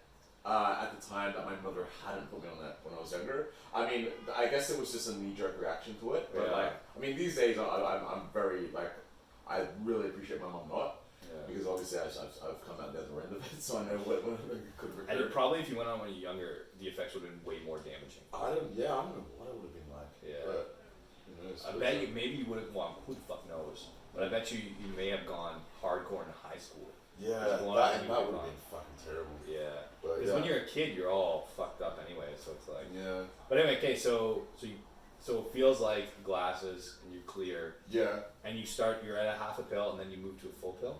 Yeah, and so when I get a prescription, I get a box of 100. Okay. And that's supposed to last you 3 months, or a bit, whatever. Yeah. But I think it was I was supposed to go back to the pharmacist every 3 months. And so that worked fine for like maybe the first 6 months I was taking it. But I started to like do it when I was drinking, and I kind of lacked the feeling. Yeah. And then I started to look up else I could take this, and I was like crushing it up and snorting them. And then I started to need higher doses, and I started to do it. So what was initially something to be a crutch on for my just normal life, it was becoming like something that I felt normal with, and I felt better normal, but then just started to abuse. You know? So it became like almost recreational. Yeah. But it was definitely abuse. And so I'd be going through 100 in like instead of 3 months, maybe like a couple of weeks. And so yeah, it got really bad. And So how did you? Would you go back to your pharmacist? well then I had another friend that had here it comes. ADHD. Here it comes, baby. And he had a different type of drug, it's called dexamphetamine, Okay. which they also prescribe for ADHD. I think you told me that last And time. he just didn't take them. So he'd get the prescriptions, get like a lot, get high doses of them as well. And he just sold them. Because he just didn't like them, or he just. Yeah, he doesn't like him. But he still got the prescription for him, so he just sold them to me. And I also had another friend that I bought them from. And like another friend that I bought them from. I won't say his name, but he manipulated the system. He did not have ADHD, but he said he did, and like he's like, this is what I did to get a prescription, and like, oh shit, I'm like, what? And did he like it? Did he just take it He for didn't fun? even really take it. He just sold it. Maybe he did, but I'm not too sure. But he just sold a lot of them. Yeah. To be honest, I think if someone were to be doing them, they wouldn't be selling them. They'd just be like, to them, they'd feel like gold because it's addictive as fuck. Oh shit. Okay, so like smackheads don't really sell smack. You know what I mean? Like. Okay, so you're at Dex. This is what, a year into doing Ritalin or whatever? Probably about that, yeah. Okay, so now you're getting it from other sources. Then what? Then it was just a bit of a slippery slope. Like I was still working, but I would just have oftentimes these like I would do things like I would take one like even during like a weeknight, and I'd end up just not sleeping at all. I would be high, and I'd be doing fucking things like building a website or trying to like do programming. I remember at one point I wanted to use my computer as a server, so I was like opening up ports and like I really didn't know what I was doing. I ended up getting hacked, and it was really bad. Like the people they changed the BIOS password on my computer. Okay. So for me to get back into my computer, I was trying to short the CMOS. Do you know what I'm talking about? No. It's just like so like there's a CMOS battery in I don't know what Macs are built like, but it's like a PC. Okay. And the only way to do you know what BIOS? Like, Yes. Yeah. So basically, Barely. because they changed the password of it, there was no way for me to actually access my hard drive. I know that, yeah. And so for me to actually reformat it to the degree that I could go back in, I needed to actually like with what was I using with like a screwdriver, short the I don't know, like it's been a while, like I knew all the jargon for it at the time, but like it was just way in depth, and they're like, this is how fucking retardedly in these tiny little things I started to become obsessed with and started to get involved. So this is just when you're like high on. Yeah, because I was just fascinated by everything, and like so apparently like I hear this a lot that cops, whenever they say every time you raid a meth head's house, it always looks the same. Every piece of technology is taken apart in bits on the floor. Yeah, you said that. That's so interesting because you just Their TV is making a sound, they'll take the whole motherfucker apart. They don't know whether they won't put it back together because essentially they don't know how. But they feel like they will, but no, it doesn't happen. So like the same thing, the fucking pedal, the fucking everything's splayed out and everything's super clean. But like it's messy because of like clutter, but it's clean because there's fucking toothbrush fucking thing. I've heard a lot of time people like jokingly say, if you want a good housemate, get a meth head because they'll clean everything. And but yeah, so I think then I sort of gravitated. I made a few sort of sketchy friends, like a drug dealer, a friend of mine that actually ended up dying from an overdose. Jeez. Like of heroin actually, so he didn't really do like meth. But I remember like smoking with meth with him. I think that was maybe the first time I did it. But yeah, so it was basically just looking for that, chasing the dragon, try to get that better high. So that's when meth became involved, and yeah, it's like it just felt really normal for me. But I want to know. I want to talk about the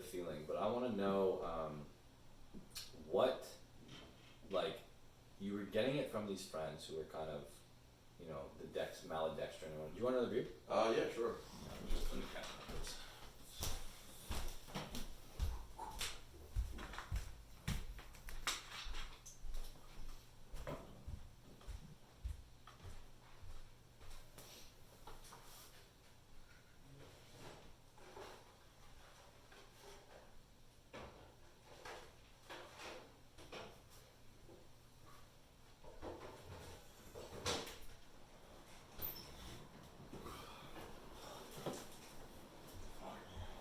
It's so windy in this house. Oh yeah, is it hot like in your room? Or? Like it, not usually. It's nice and breezy. Yeah, it's good to Today do. it's really hot. Make sure you guys press record, eh? Yeah. Actually, you checking? Is it all good? I think it should be good. Well, I mean, you got the plug-ins there. Yeah. Wow. Super cheap. Yeah. Okay. So let me see. So you said yeah. So dexamphetamine. That was the last word you said. Well, I mean, you said something wrong, but you know, you like malodextrin at the end of it. That's your last word. So you're getting it from these guys. Right. Yeah. These homies who also kind of have ADHD, whatever. Yeah. And you're about a year in, but I want to know when and how you made the jump from prescription kind of riddling drugs to street drugs, and did you jump straight to meth, or what was the first street drug you jumped onto? From there, meth, because I'd done like in the past, like, you know, recreationally, even when I was younger, like speed, like just, but it's, And how did call you? it goey, where like it's just like speed that you would snort. Oh, okay. So you snort. So it was pills like these orange Mercedes pills. You crush it up. No, it was actually speed, so it wasn't MDMA. It was like just like. What does it look? What does it look like? Well, you can get it in like a jelly type substance, but you can also like, yeah, it's, I don't know, it's weird. It smells like petrol. Oh, yeah. That's hardcore. Yeah, and so like oftentimes people would like take it around and it's fucking disgusting. That's hardcore. Yeah, but that's not what I was doing at this time, because that was nowhere near strong enough for me. Like I needed some pure shit. Like so that was like more back in the day, like when I was like 18, sort of thing, like partying. Okay. But yeah, so I'd say the jump, yeah, it went straight to that was that was the basic shit. yeah, that was fucking child's play. And yeah, like a really sketchy friend of mine. I won't say his name, but it just happened to be at a like one of my best mates' house one night, and he's like, "Yeah, I got some meth." I'm like, it was just so blasé. It was like, "Oh, I guess we'll try it." Really? Yeah, because honestly, like I was at the point where I'm like, I might as well, like, you know what I mean? Like yeah. It was, And this is just, you guys are just chilling? Is it like a party or is it chilling? Couple three of guys. us. Yeah. Like we might have been smoking some weed as well at the time. Were these the dudes who? What a contrast. You want to smoke some weed and do meth? Yeah. I used to do that a lot actually. Really? Yeah, totally. Okay, but wait. Okay. It didn't really have much of an effect weed when you're meth. You know what I mean? Like, I guess you not. can imagine. Okay, so, but were these the guys who were giving you the prescription drugs? Same friends or different friends? So, I feel weird saying this because, like, you know, it's all like Yeah. because I'm not saying names, but like anyone that's watching, obviously knows what I'm talking about. But yeah, so one of the mates, like my best mate, was also the guy that would give me his prescription, like sell them to me, like, you know, in bunches. And yeah, so with him and then this really really sketchy friend of mine, I wouldn't even call him a friend, he's a fucking asshole, but like honestly, this guy. So I'm in Mexico. Yeah. Hadn't talked to this motherfucker in a few years. I remember this. Tell the story again. Yeah. And so I'm in Mexico, and I knew he came from like his parents were divorced. His mom was this really crazy fucking lady. She still thought she was partying in her early 20s whilst she had 3 kids and like, you know. Yeah. And his dad was like this really prominent lawyer, so they had a bunch of money, but he was just a hopeless case. This kid, man, like I really think that guy is a psychopath. Like he really like I can tell you a bunch of stories about this motherfucker. But anyway, so he called me up and I he's always gone through rehab, but long stretches of rehab and stuff like that. Real problem with drugs. He was a drug dealer for a long time. Anyway, so he calls me up and he's like, "Hey man, you know, like how's it going? Like I see you're in Mexico, like things going." I'm like, yeah, good. Well, first he called me, I ignored the call, it was on Facebook, and then he called again, I'm like, at the pool, and I'm like, yeah, fuck it, I'll pick up. And he's like, "Yeah man, things are going well with me, like I just got out of rehab, I was in rehab for 9 months. Oh wow! And I'm like, and so I started to like be like, wow, man, like good for you, man. I'm glad to hear things are going well. He's like, yeah, I'm dating this girl and shit. And so I started to feel like, giving this guy a chance, but like, oh, okay, I'm really glad to hear him, man. Like, this is, I was super happy to talk to him because I'm like, shit, you've turned things around. Yeah. And he goes, yeah, so, like, just been clean and all that sort of stuff. I'm like, cool. It was, like, the white down in Mexico is, like, pretty good quality shit. And I'm like, I don't know, man. I haven't really, like, I don't want to do drugs in a foreign country, you know what I mean? Like, it was, yeah. But this is. Hey, look, this is. Sorry, this is when you're doing meth and shit, right? No. Sorry, this is in Mexico, like last November. Oh. I went off on a different tangent there. So It happens to be the same guy that introduced me to meth, but like maybe say 5 buddy. years ago. Yeah, but like I hadn't spoken to him by this point in like 3 years. And now you're clean. You're on your track. I was in Mexico last November, with Jill and my girlfriend, and anyway, so this is when I was cool. So so basically I had this chat. I'm like, I initially thinking, I don't want to talk this motherfucker up, but then it turned the conversation around. I was like, wow, I'm really glad to hear that you're doing well, man. Like, thanks for the call and shit like that. And he goes, hey man, this might sound a little bit strange, but would you mind like maybe like getting me like an 8-ball and like mailing it to me? And I'm like, and how much is an 8-ball for? An 8-ball is like 3.5 grams. Okay. And I was like, no. Like he wanted me to get him some Mexican cocaine and mail it to him in Australia from Mexico. I'm like, are you I just didn't there was no I didn't sugarcoat anything. But it sucked is that he lulled me into this false pretenses of having just a general catch up. Maybe he wanted to make amends kind of thing, and it was just a guys to basically ask. The only reason he's calling is because he saw us on Mexico. He wants me to mail him cocaine. Let me call my homeboy Jose real quick. yeah. And I'm on a beach in Cancun for fuck's sake. I'm not in Tijuana, fucking like. I don't know, man. That was I think I told you this last time. What a douchey thing. It's not even a friend, but like I don't know. It ruined my day. That's fucking obnoxious. That's what I'm talking about with the, because it's kind of like the honesty sales thing, Yeah. If he called up and he was like, hey man, like I need some coke, you would have been like, well, it's kind of shitty, but like I don't know. I would still say obviously no, but like at least I would respect him for his honesty. Yeah, you wouldn't be like, oh fuck you, but now because he did this thing, you're like, fuck you, you fucking asshole. Yeah, exactly. Yeah. But that reminds me, I was in Ecuador for a month, working in a hostel, just whatever, 20-something, don't know what the fuck you're doing in your life. Like maybe just after uni, or? I had flunked out, actually. You dropped out of uni? Oh no, I didn't drop out. Oh yeah. I flunked out. I got kicked out. Means I did so bad they asked me to leave. They really? I didn't even think you could do that bad. Me neither, fuck. I thought you could just keep paying, but turns out they're like, no, you suck. This is at McGill too. When I graduated high school, I went to electrical engineering at McGill, and I was really depressed. Yeah. And I just smoked weed and played video games. Didn't go to class, didn't do anything. It fucking sucked. After 2 years, I did so horrible. They were like, I went on academic probation. Oh, shit. Like, you have to take off at least a semester and come back and. What, they suspend you from education? That's gonna fix the problem? Well said. But they were like, at least a semester, and I was like, I'm gonna just take a year to like really try and clear my head. Yeah. On that year, I went there. I worked at I worked at Urban Outfitters, and then I did this fucking trip. Anyway, all that just to say is I was there, and we had a rooftop patio, and this old dude, 60-year-old guy, would come and have breakfast every day, and he was like an old guy, but he was like kind of cool.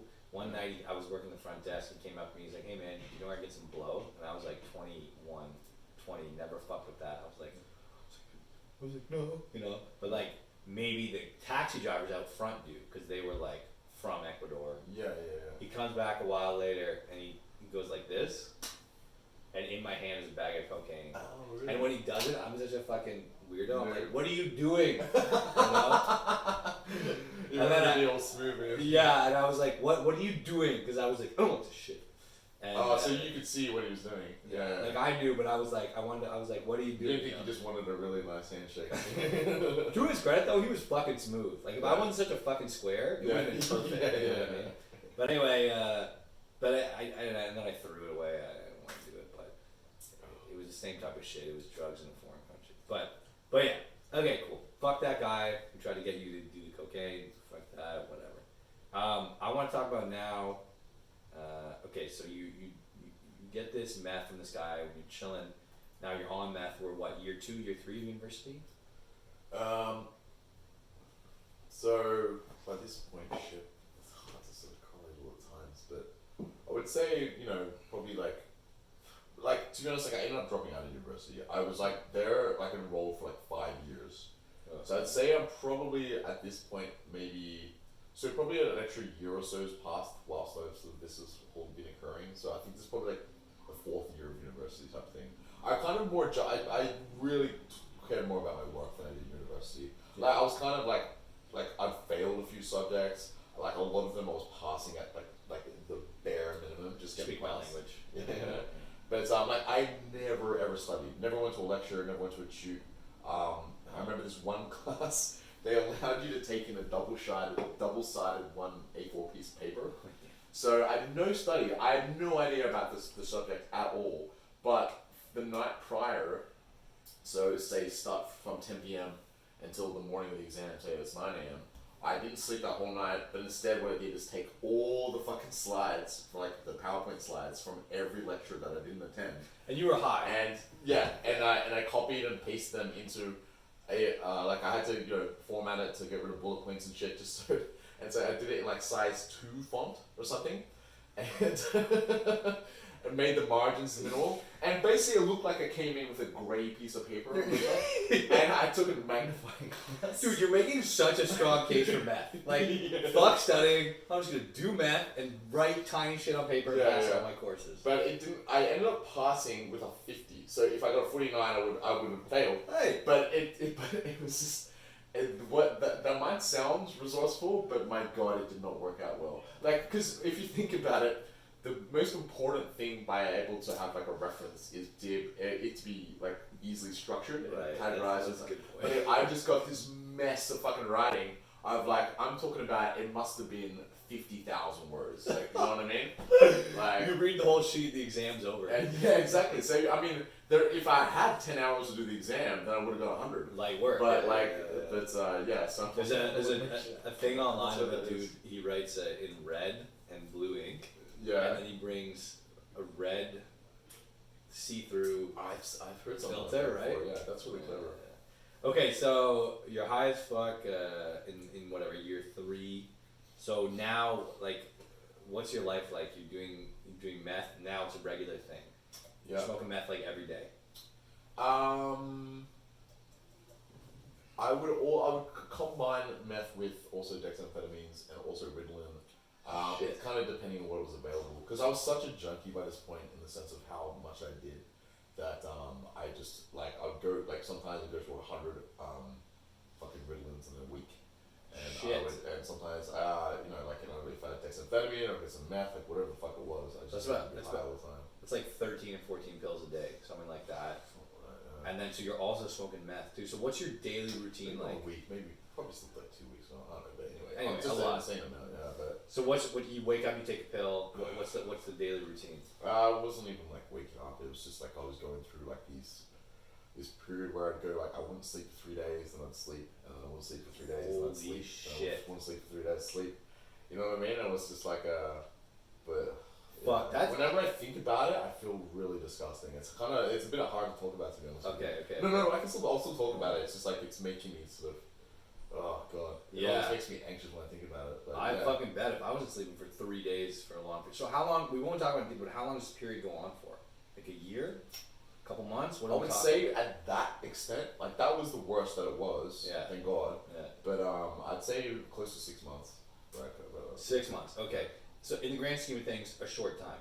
But during this point, you can't survive if you kept that up for too long. You know? No. I'd end up being in jail with like one of those fucking mugshot. You know, you've seen them, like how they show like the effects of meth at each mugshot. Like 2 years later. So did you start to look? Like a Nazi tattoo on his neck. Did you start to look fucked up? Did you get sores? No sores. No, but okay, kind of, because like for example. Like say, I think everyone does it, like you might get like, it's they're creating the sores themselves, but because you're not sleeping, your body isn't recovering. Right. So that's essentially what that is. It's not necessarily overpicking. I think some people would do that, but like I wasn't necessarily that kind of person. But say if I did have a pimple or something and I popped it, it wouldn't heal for there's no rest, like 2 weeks. You know. Wow. Okay. But I didn't look. On the surface, I looked just like normal. But I looked insanely tired all the time. But like so people probably thought you were just working really hard, eh? I don't know what. Did anyone have any? I started to fucking lose my mind a little bit. Like at some points, I was hearing voices, like not voices like schizophrenic, like telling me things, but rather like I feel like I could hear someone talking in the other room, kind of thing. Like what the like. It's really. There was probably like A, drug abuse, but B, sleep deprivation. It's primarily sleep deprivation. Yeah. Okay, but your performance at work, it doesn't suffer. If anything, it's the same or better. No, it suffered. It suffers, suffered for okay. sure. Like I mean, because this wasn't me. I think if I were to, like, say if you can't smoke meth and just like for a 8-hour period and then like go home and go to bed. Like I mean. It doesn't work that way. You could be up for 3 days based off just one session. Were you smoking at work? Would you go for like meth? No, because I didn't need to. Like I could ride the sort of high for quite a while. How long is the high? Is it like 8 hours? It depends how much you smoke, really. Like I mean, so yeah, if you have like I can't remember it. Like so, say you have like a point, which is like a point of a gram. Like, and I smoked all of it. Like. And I didn't smoke long enough to get an insane tolerance to it, like, because if anyone were to listen to me now and they've been smoking meth for years, they're like, that's fucking nothing, you know what I mean? But I'd smoke a point and a point, like 0.1 of a gram. 0.1 of a gram. Okay. And that, like, if I smoked it all at once, that would be high. That would keep me going for, like, 24 hours. You know what I mean? Okay. But any season... I mean, toward the end of that 24 hours, you are awake, but you're definitely not feeling any of the superhero type feeling of it. You rather I can't sleep. But a professional meth addict would be like, you're a fucking pussy. Oh yeah, big time. Yeah. I mean, it's the same with anything really. But But I'm so fucking glad that it never sort of escalated further than like, you know, like I at one point like so I was living in this apartment and I moved back to my parents at one point because I'd broken up with the girlfriend I was living with. I was living with my parents this time, so they kind of, I think they knew I was like doing drugs, like, I don't know, they're not idiots, like it's kind of obvious, but I was very discreet about my shit. They knew some shit was up. Yeah. But like, maybe it was sort of, you know, wishful thinking that they sort of turned a blind eye, but there was never like these very obvious signs that like something's really bad. They had no idea how bad it was. But that's the way it goes. If you're not like, you know, coming home fucked up or passing out in gutters and shit. Well, that's the thing with meth. You're not doing any of that stuff. Yeah. You're just reclusing yourself in your room, fucking doing whatever you're doing on the computer or whatever the fuck you are doing. So, like, nobody's, none of your friends, your family, your girl, they're not going to do shit until, like, some shit really hits the fan. Yeah, you know? So I kept it very discreet because I was pretty much ashamed of it, really. Of course, yeah. And then there's one, so what I used to often do, say, like, it was a Sunday, I hadn't slept in a few days, I would just try to drink myself to sleep. So I would get, like, a cask of like red wine, like I don't know how big that is, like I don't know, a few liters or something, and just try to drink until I pass out. Basically, yeah, oftentimes it did. Like, but this one, it's been months, and like this one afternoon, say it's like 4 p.m. in the afternoon, my parents like watching TV in a room, and I got really drunk, and I couldn't sleep, and I just started like kind of crying because I was just like so I felt like I really like I wanted to kill myself, and like But I wanted to kill myself to the point that like I could potentially go through with it, kind of thing. Yeah. Because I just felt like I had no like I was a hopeless case. You know, I had no hope. No control. Yeah, no control as well. I felt like this addiction now had taken over me, and that I alone, left to my own devices, I'm not going to make it, kind of thing. Now it's awful, of course, but it's so interesting for two reasons. One, because you started with this feeling of, when I do this, it's like putting on these glasses. Yeah. Which I can only imagine is a fantastic feeling. Yeah, of course, because you came back to it. But now I have to assume at this point, after this night, this experience, this terrible experience, did you seek help after? How did you get into That's rehab? what I was getting at. So this was like in the afternoon, so like a Sunday or something, and maybe it was a Saturday actually, I can't remember, but I went into this room with my parents and like this was like I don't know, it was like it was really hard conversation to have. But I basically went in there. Talk about whatever you and want I'm like, to, eh? look, but I was basically I just said, look, I'm only telling you this now because I really feel like I'm going to kill myself because I'm so fucking depressed. I'm doing meth like this whole time, like, and I'm just like addicted. I need help, and like my mom starts crying. Like, so this is funny because it's like it's not funny obviously, but like it's just interesting. Like, so there wasn't this shock thing. It was rather just this affirmation of their suspicions kind of thing.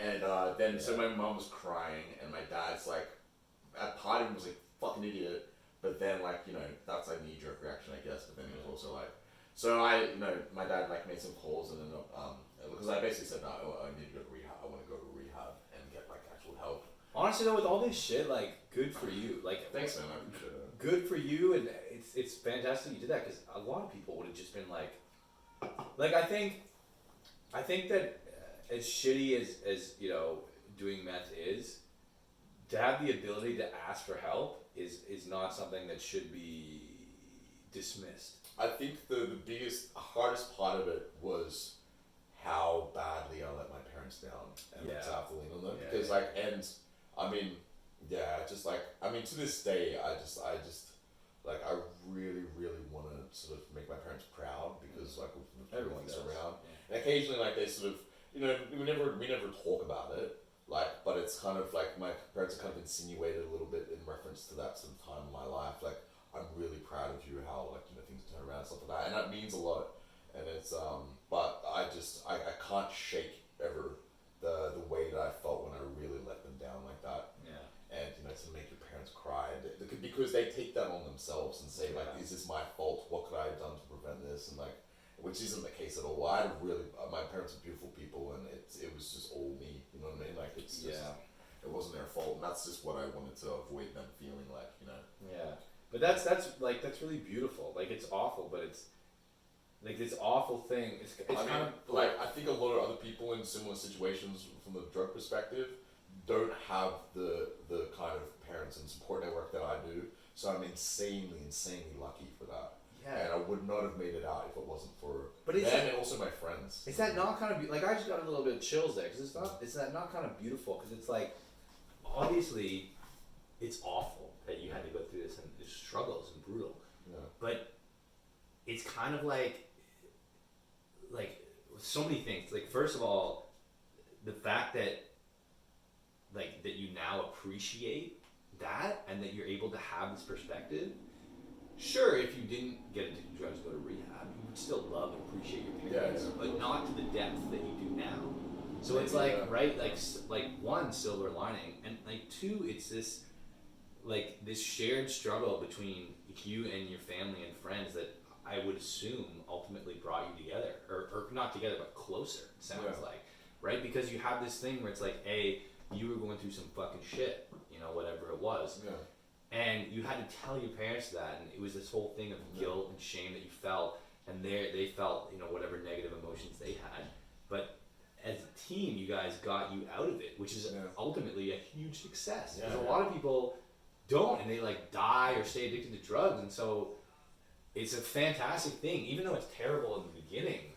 It has this amazing ending. There was an amazing ending, and I don't know, just so much credit to my parents for the way that they handled it. No one's prepared for that sort of shit. No one would ever have to expect that this is what being a parent is. Like, this is going to happen at some point. Fuck, yeah. And so I was incredibly hard on them, but I have something to ask you. Keep going.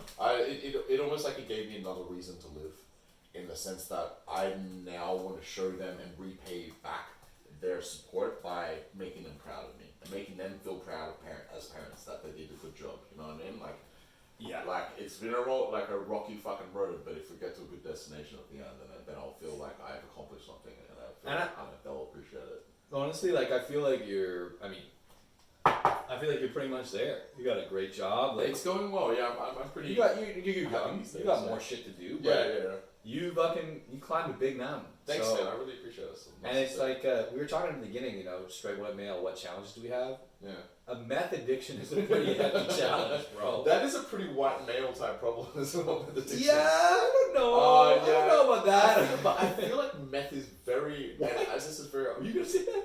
I feel like meth is a super white drug. Kind of. Right? But It's yeah, only- yeah. It's like, I feel like white people Like, are already so fucked up. They're See, like, whenever they see show the mug shots of like, you know, Yeah. of meth, they're all white guys. Or Yeah. maybe they're white chicks as well, but it's a very white kind of. yeah, it's never like, you know, Hispanic dudes or black dudes. It's like, I'm it's don't fucking, get me wrong, I'm sure there are guys out there, but there's that stereotype of like. fucking white people, man. They're always fucking. They're It's drug always by the joints, third meth. picture they have like a fucking Nazi symbol here, tattooed and like. or Meth they- and racism correlated, you know? Yeah. But they always were well groomed, and that's. Oh, if you look at you've it, been seeing so different what meth I pictures than I Oh have. yeah, well, what I typically have seen a lot is like, and I've seen a lot of those sort of mugshot sort of collages. Yeah. But oftentimes the guy kind of looks somewhat normal, like a bit of a party frat boy, and by the third Bit of a picture, lad. he's shaved his head, got a really neat goatee, Yeah, but just yeah, a bunch of Nazi fucking tats and stuff like that. I don't know. Piss break? I didn't go to that. Yeah, well, you go first. I'll go first, yeah. I'll go first. Shit.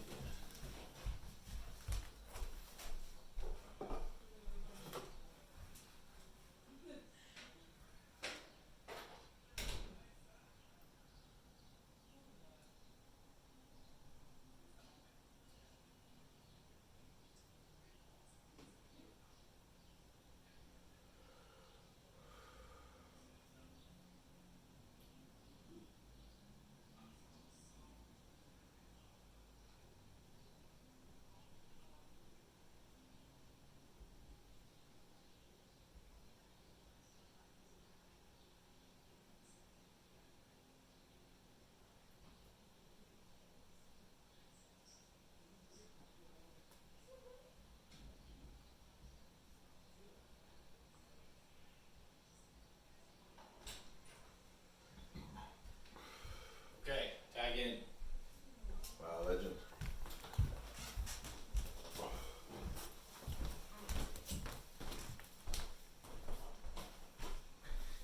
What we got here?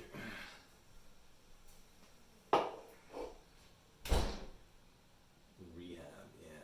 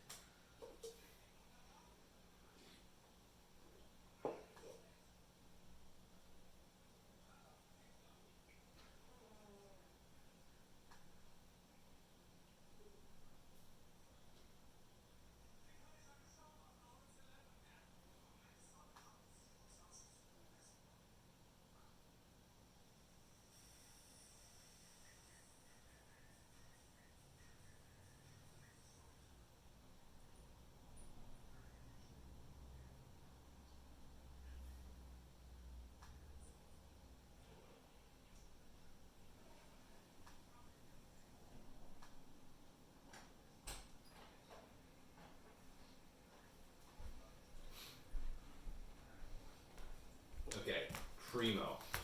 This has been going excellently. Okay, so now it's perfect. Okay, so we got through brutal shit Yeah. of drug. Now we're coming in. You tell your parents this is tough. Yeah. Now rehab. Yeah. I'm so curious because obviously I don't fucking know anyone who's been to rehab. So you go to rehab. How does it happen? So you tell them you have this meeting with your parents. It's brutal, but the end result is good. I need to go to rehab. What? Yeah. That day. What happens after that conversation? So basically, like my dad, made some calls and made some references, whatever it is for like this really nice private clinic type thing. Insurance covered a lot of it. It was still expensive, but and my dad likes covering the bills for everything. Insurance. Your Health public insurance, health care. Well, no, my private health insurance. Your pops is no yours. No, mine.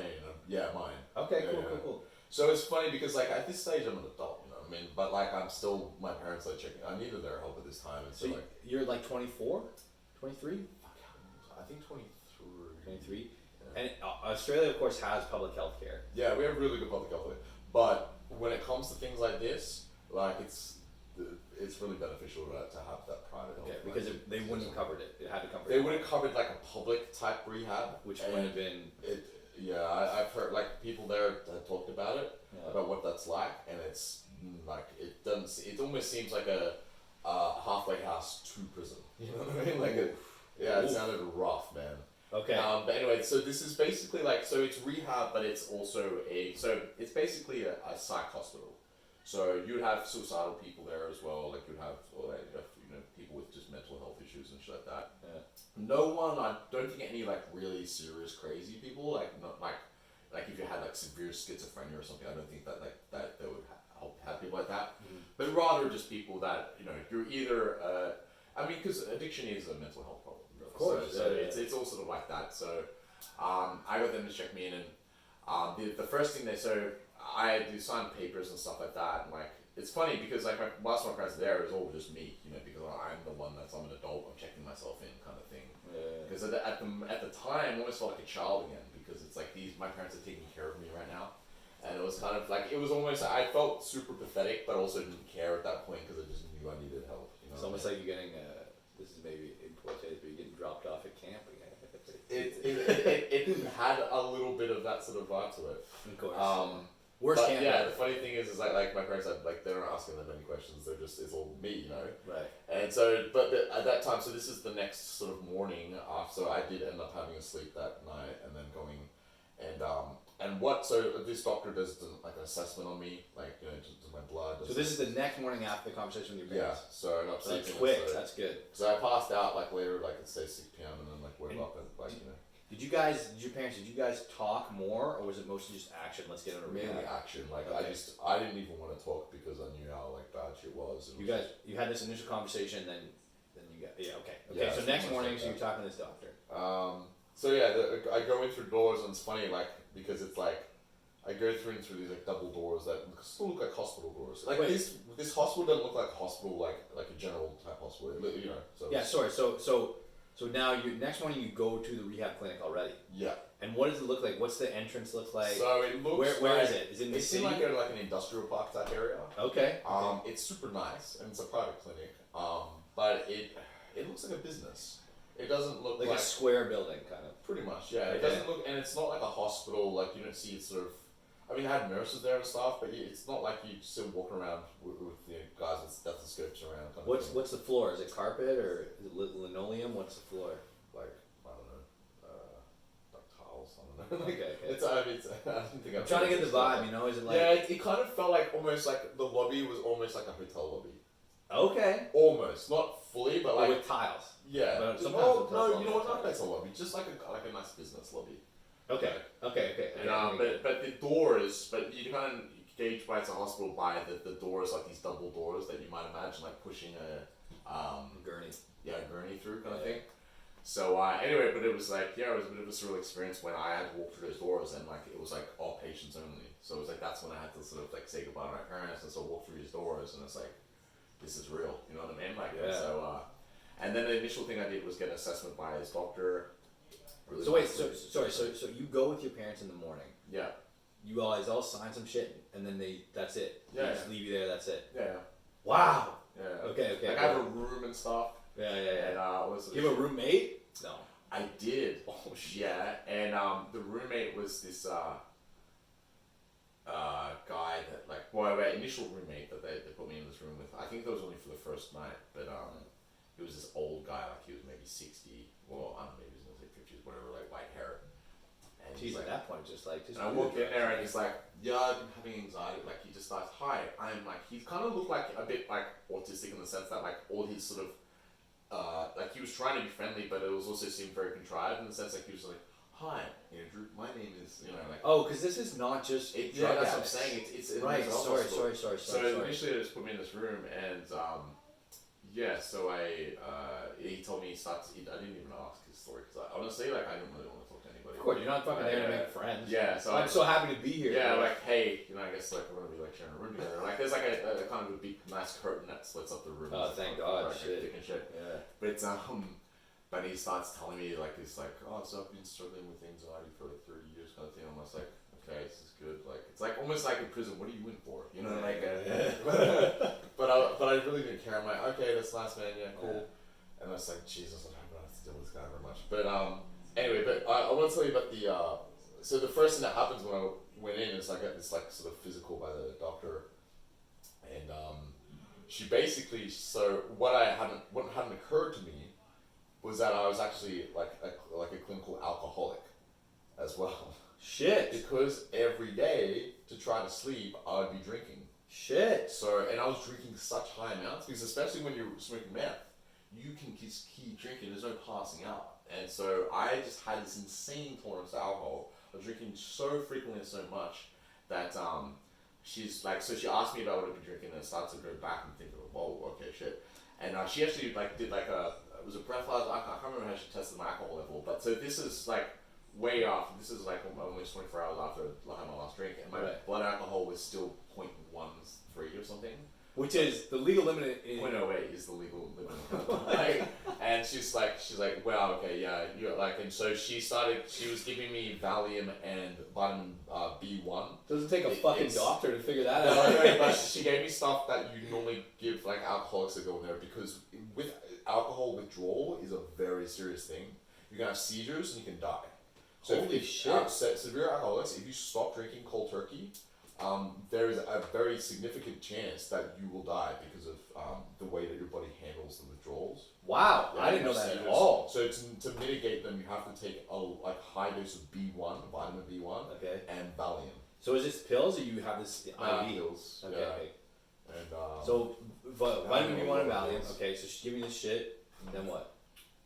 And then so I don't know, like that day, sort of, go to bed, like I don't know what I did, like they have like a cafeteria sort of stuff, and then I had like classes that I was scheduled for the next day. You do the physical, and then you're just chilling the rest of the day, essentially. I can't remember exactly what I did that day, but it's just it's basically just maybe I did like a tour of the place and stuff. Yeah.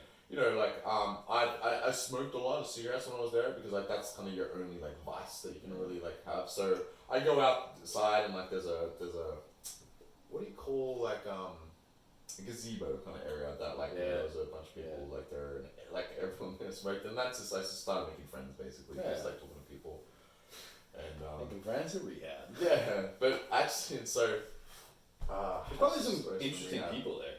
Yeah. Well, okay, so anyway, so this is there's a lot of stories. Go ahead. Yeah. So it just happened to be coincidentally that the day after I arrived, they were starting this program on the upstairs floor for anyone aged 18 to, or maybe it's even younger, maybe 16 to 25. Right? And so I was like 23, so I was in there. And so I went up there and was it mandatory? Me. Yeah, so they basically said you're up like with this now, we're starting like more of a youth type program. Okay. And so but then like the second I walk up there, really new area, really nice rooms, I ended up sharing a room with someone else and like a younger guy. And what was his deal? Well, I had a few different roommates because the first one of the first nights that this roommate was there, those guys stayed up all night and they destroyed everything. One of your roommates, my roommate and two other guys, and I slept through the whole thing, but apparently so there was a room with a couple computers and stuff, and they had smashed all the computers. Were they high or just crazy? No, just crazy kids. Okay. And so they all got kicked out, and this was within like for a couple days. I'm like, Jesus Christ, what have I done with something? Like I'm picturing. I was never intimidated by anybody, but it kind of made me think like, wow, some people are nuts, like. I'm thinking of One Flew Over the Cuckoo's Nest. You know that fucking movie? Yeah, it's just imagine that place, but like with a lot more empathy and like more money to make you comfortable. Right, of course. Like we weren't all wearing a fucking uniformed type. Were you just wearing like your regular clothes? Yeah, totally. They really made you feel like a human there. Like that's good. It was good. It was really good stuff that I taught there. A lot of psychological classes and shit. There was this girl there. There was a couple of girls there. There was a few girls there. Okay. And then I met them. One of them was that rehab booty. What up? And then I ended up just like, well, because I guess I was a bit of an older guy, so because there's some kids that are like 17, like 19, whatever, and I'm mics that are there. So during like the classes, like I often like speak up and stuff like that. Some of the girls kind of like had a lot of crushes on me. Okay. And so like, so I ended up like fucking a couple of like I ended up having a threesome with these 2 girls, and sign me up for rehab. When am I going? And but see, there was security there, walking around, and like the idea is that you stay in your rooms, kind of thing. Yeah. And so like it was all very discreet. We had to figure out ways to sort of sneak around and like do this shit. Yeah. And it's one time actually like. This other girl that I ended up having this threesome with as well, and then she this other night she's like come to my room sort of thing, like this, you know, and sort of like waiting for the security guard, sneaking through the hallway, and I go, and she's like, she wants to, she's sucking my dick, but she's like, she gets a belt and she puts it around her neck, and she wants me to choke her with the belt and punch her. Oh my god! Like in the fucking ribs while she's sucking my dick. Oh, the ribs. And I'm like, cause like this is out of my. That's a lot. That's a lot. This is a lot. Like, I could be a little bit rough, like playful sort of thing, but this is. I mean, I've got a belt around this chick's fucking neck, and she's gonna punch me, and I'm like still gonna like, and she's like fucking hard. And I'm like, I didn't end up. I can't. Like, hard, you pussy bitch. Yeah, I'm like, what am I gonna fucking punch you on the ribs as hard as like no, like you know what I mean? So. I don't know, that was like, I couldn't even come because I was just way like intimidated. I'm like, dude, this is intense for me. Ended up, I don't know, and that rehab pussy, man. And I remember I got caught, like, so after that happened, so like security guard's there, and so she's like, hi, so she goes out, and I'm like, and then security guard sees me in the room, and he's like, hey, come out, and I'm like, oh, sorry, like, look, I know it's against the rules, I just needed someone to talk to, sort of thing, and like, you know, just made up this whole story.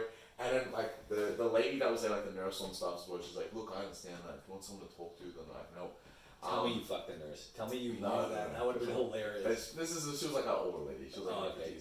And she's like, but yeah, but look, you can't go in there just because of like her safety as well. And I'm like, no shit. I was thinking in my head, like I was like, that's probably a good rule in there. Like, you know what I mean? Like I totally I was so scared facing this. This chick was fucking crazy. You're like, lady, you don't know the half. Fuck.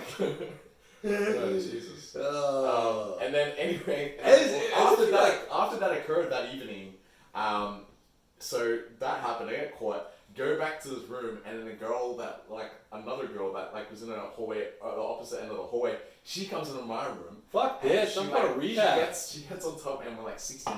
She's on like my face kind of thing.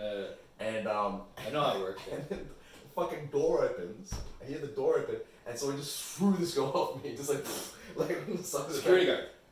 No, it's the nurse. And she's coming to the old lady nurse. Yeah, she came to open the door to just check me. She, hey, I just wanted to make sure everything's okay because I told her I needed someone to talk to. She was like, just wanted to make sure. Meanwhile, this fucking chick just had a fucking pussy in my face. You're like, I got somebody. I just fucking dumped her off the side of the bed. She's just like I don't know. I feel like such a dick. I wasn't even gentle about it because it was so like shocking. But wait! I thought you said the nurse knocked her off. Did you knock the girl off, or the nurse? No, I knocked her off. No, the nurse didn't see the girl. So you got away with it. I got away with it. Yeah. Let's fucking go. Let's fucking go. I just treated this girl so mean by just going like that. Well, whatever. You saved both of you. Yeah, we did. Yeah. So did you keep fucking after? Yeah. Let's fucking go. But yeah, I'm going to rehab. Fuck this shit. I'm out. Okay, so you're getting fucking laid. Yeah, I got a lot actually. And but I'm also like I don't mean to focus on that sort of shit, but rather I just generally, because I went very clean, they had me on some medication and like they definitely put me back on Paxil, which I had stopped taking that for a couple of years. So okay, so sorry, so when was the first interaction with Paxil? When was the first suggestion? That was I would say maybe when I was like 21. I was working for this advertising agency, and this was before you started smoking meth, but it was around the time when you started to get pills from other sources. No, before meth. So there was like a 21 age. So I'd say like 22 is when the meth starts. So I'd say the year prior to that. Before meth, but around the time when you started to get pills from non-legitimate sources. Like from your buddies and shit. Before that. Before that too, yeah, so you're still legitimate before pills. any speed. Because I clump meth and like dexamphetamine and stuff all together because it's still speed. It's just okay. So that kind of will happen around the same time. So was it before your Ritalin prescription? Paxil? Yes. Yes, it was. Yeah. So it was your very first prescription drug then? Well, I mean, Paxil, but Paxil's not really like I wouldn't treat that as as a drug. It's more like it doesn't even start working until you take it for like 3 weeks or something. Okay, Yeah, but it's an antidepressant to be clear, right? Okay. It doesn't really. It doesn't like. It's not like it gives you a high. It's not like rather, Xanax. it's more of a management kind of drug that's very like subtle, but I find very very useful and necessary. Like I'm probably gonna need to take it for the rest of my life. Okay. And I'm okay with that. Yeah. Okay, so Paxil and so sorry. So you were saying at rehab you were on Paxil or something. So yeah, they put me back on Paxil. But you stopped. When did you stop taking Paxil? Um, You started it like when you were 21. Did you stop it when you started taking Ritalin? No, I stopped it just kind of almost arbitrarily. Like I just sort of like, I don't know, just to get my script filled. Okay. I felt like the time in my life when I seeked out like help for anxiety was when I was working for this ad agency, and I had this woman above me that was just a real piece of shit that like really treated me badly and made me like sort of, I don't know, it was like this, just where I was in my life was just I was super depressed. Okay. My anxiety was becoming a huge problem, so I got Paxil, and then after I got past that sort of thing, like a new job and all sort of stuff, I stopped taking it.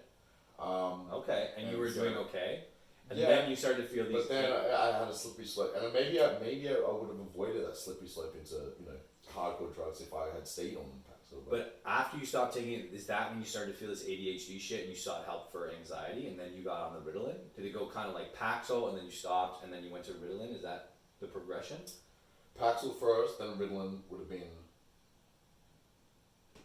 Yeah, not long after that. Okay, so then you stopped.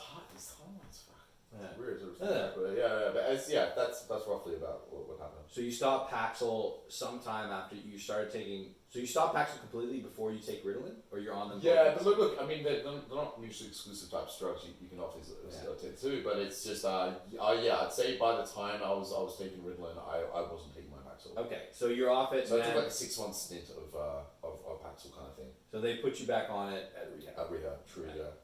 And So then what? So then after that? so, well, like, I mean, at rehab, I just felt like a new man again. Like, I was like, I had energy for the first time. Like, I just started to look better. I was working out, and I was like learning how to, I don't know, just avoid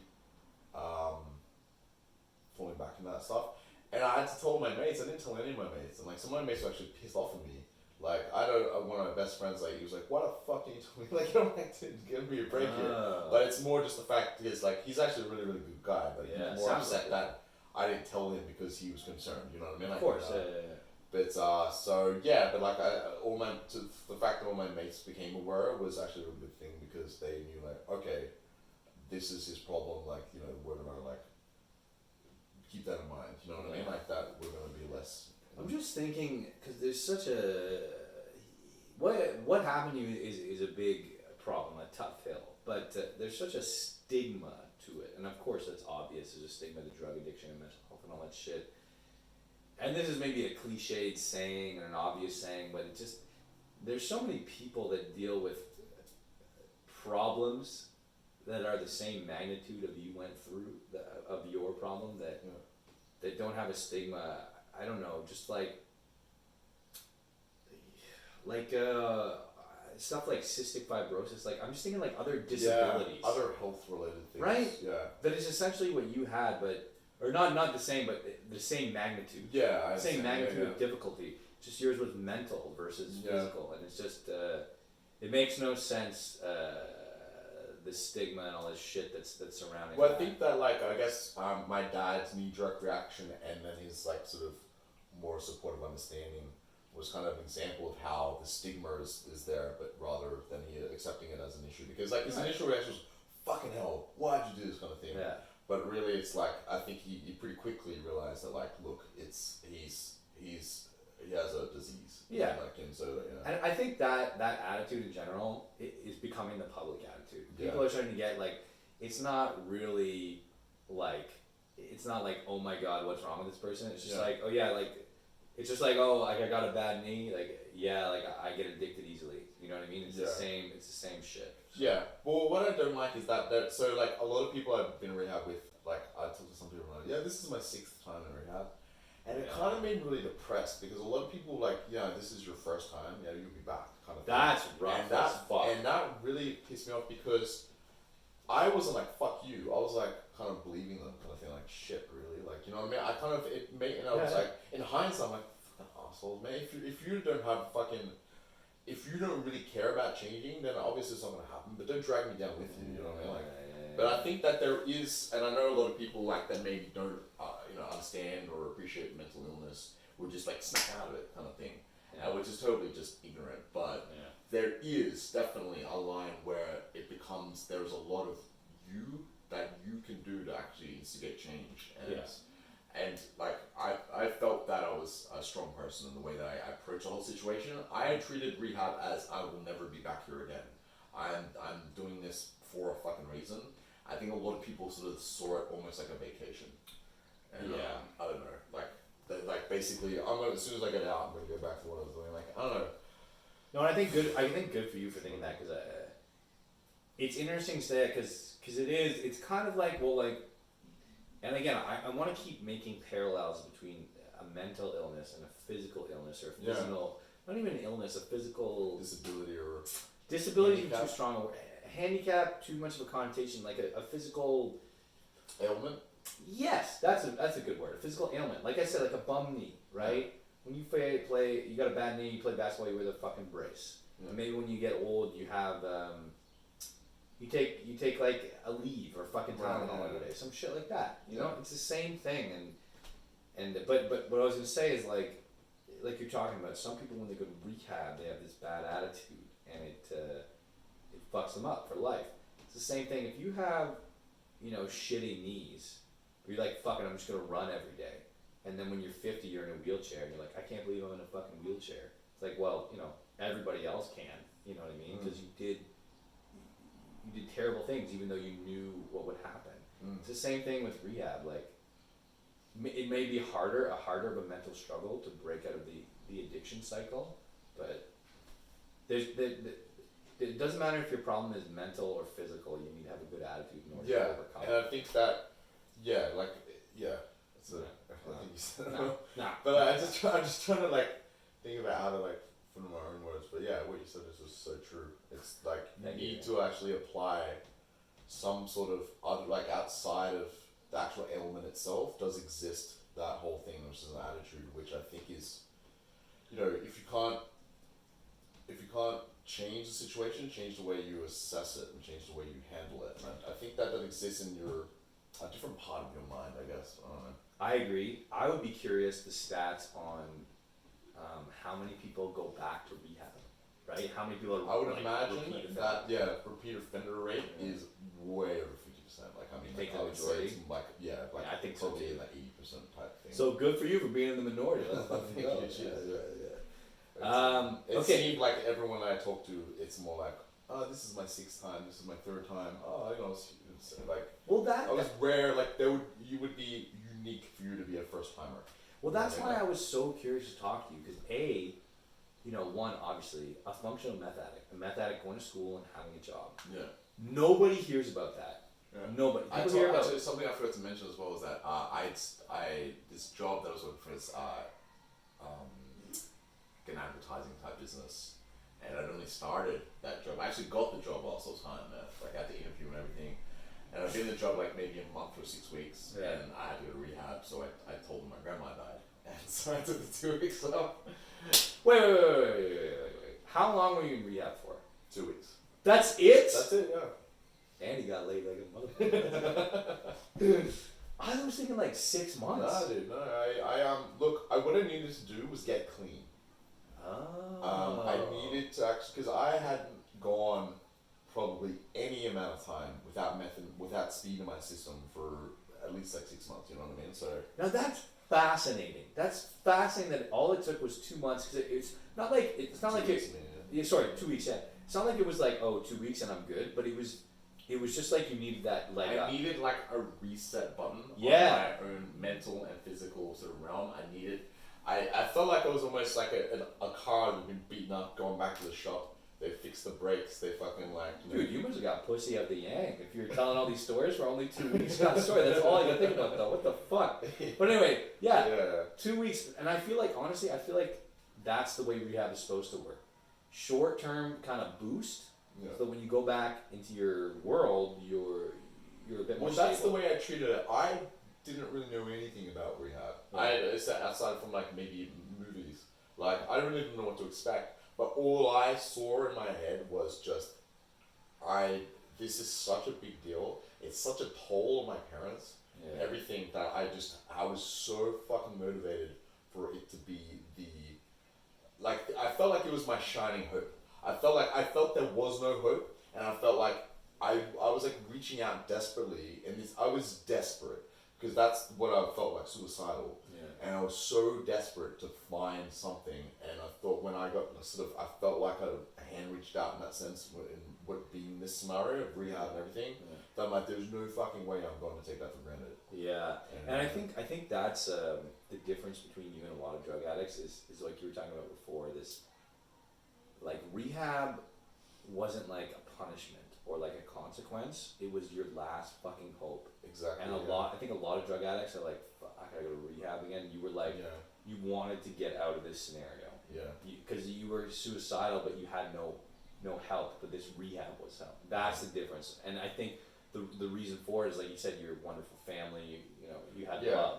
Yeah, I definitely had a lot of advantages based on that. Like, I mean, a lot of people there would have a terrible fucking upbringing. Yeah. Maybe no one even cared that they were in rehab. You know what I mean? Like, and so and that therefore, it is easy to say things like you need to have a good attitude, but it's obviously more difficult. You're going through a different struggle. Everyone has such a unique struggle, and so that's why I don't want to be judgmental about people, but the only reason I was before was because of them projecting onto me and saying, you're going to be back here because I am, kind of thing. Yeah. I didn't like that.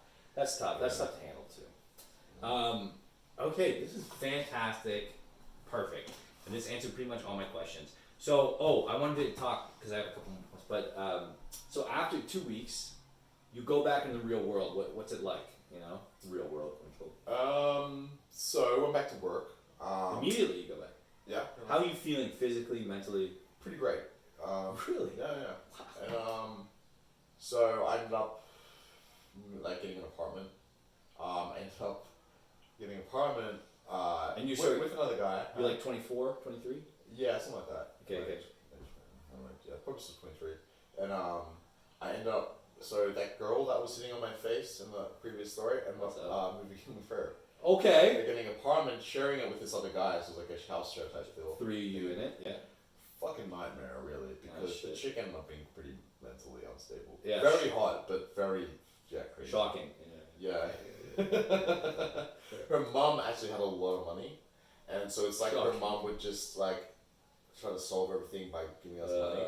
See that? That's who you feel. She was a spoiled girl, basically. You feel bad for her there. You came from a family of love, like family support. This is clearly has problems, and you can see why. But anyway, sorry. I don't know. It was a really toxic relationship. But Yeah. that's a whole different story, really. But Yeah. she ended up being quite insane. And but yeah, look in the like I think I was so happy to feel like I was healthy again, and that whatever was in place right now, I didn't want to fuck with it. So I had like this like girlfriend right now, and I'm like, look, if this is what it like, I just wanted to keep that relationship going. The crazy girl. Yeah, but like, Okay. but like at the time, I'm just like, she was kind of pretty emotionally manipulative. Yeah. But I also just I didn't want to. I don't want to go through a breakup right now. You know what I mean? Like I because everything just sort of finally for the first time in such a long time feel like it's going like I'm healthy. I'm just going right. So I was going to do anything to try to keep that going, and if like I didn't want to risk that being another downfall or a relapse or something like that. You know what I mean? So it was a bit of a. So I guess it was fragile in that sense. Even though I felt confident as fuck, I felt like the whole situation could be broken pretty easily. So I really didn't want to fuck with anything. I wanted just to go down this path. And So how long? So you get a. How long does this kind of fragile relationship last? With the house and the guy and the girl. How long are you there for? 9 months, something like that. Like we ended up moving to another apartment. Fucking crazy expensive too. Like. So about this isn't the girl you moved to Montreal with, is it? No. Okay. So about a year, and then at the end of this relationship ends. How are you feeling at the end of these 9 months? This relationship. I felt great because I ended up moving out of that apartment. It was way too expensive for me. $600 a week. This is the second apartment with only a girl. Really nice apartment right down the road from work from me. But and then I ended up moving in with my best mate. His brother was like basketball player, he has a lot of money, so Okay, his apartment yeah. in Piermont, which is like on the near the casino in Sydney. Mm. And yeah, he like rented it like $250 a week, sort of thing. I paid for it, and it's an awesome sort of spot. You know, it's a really great price kind of thing.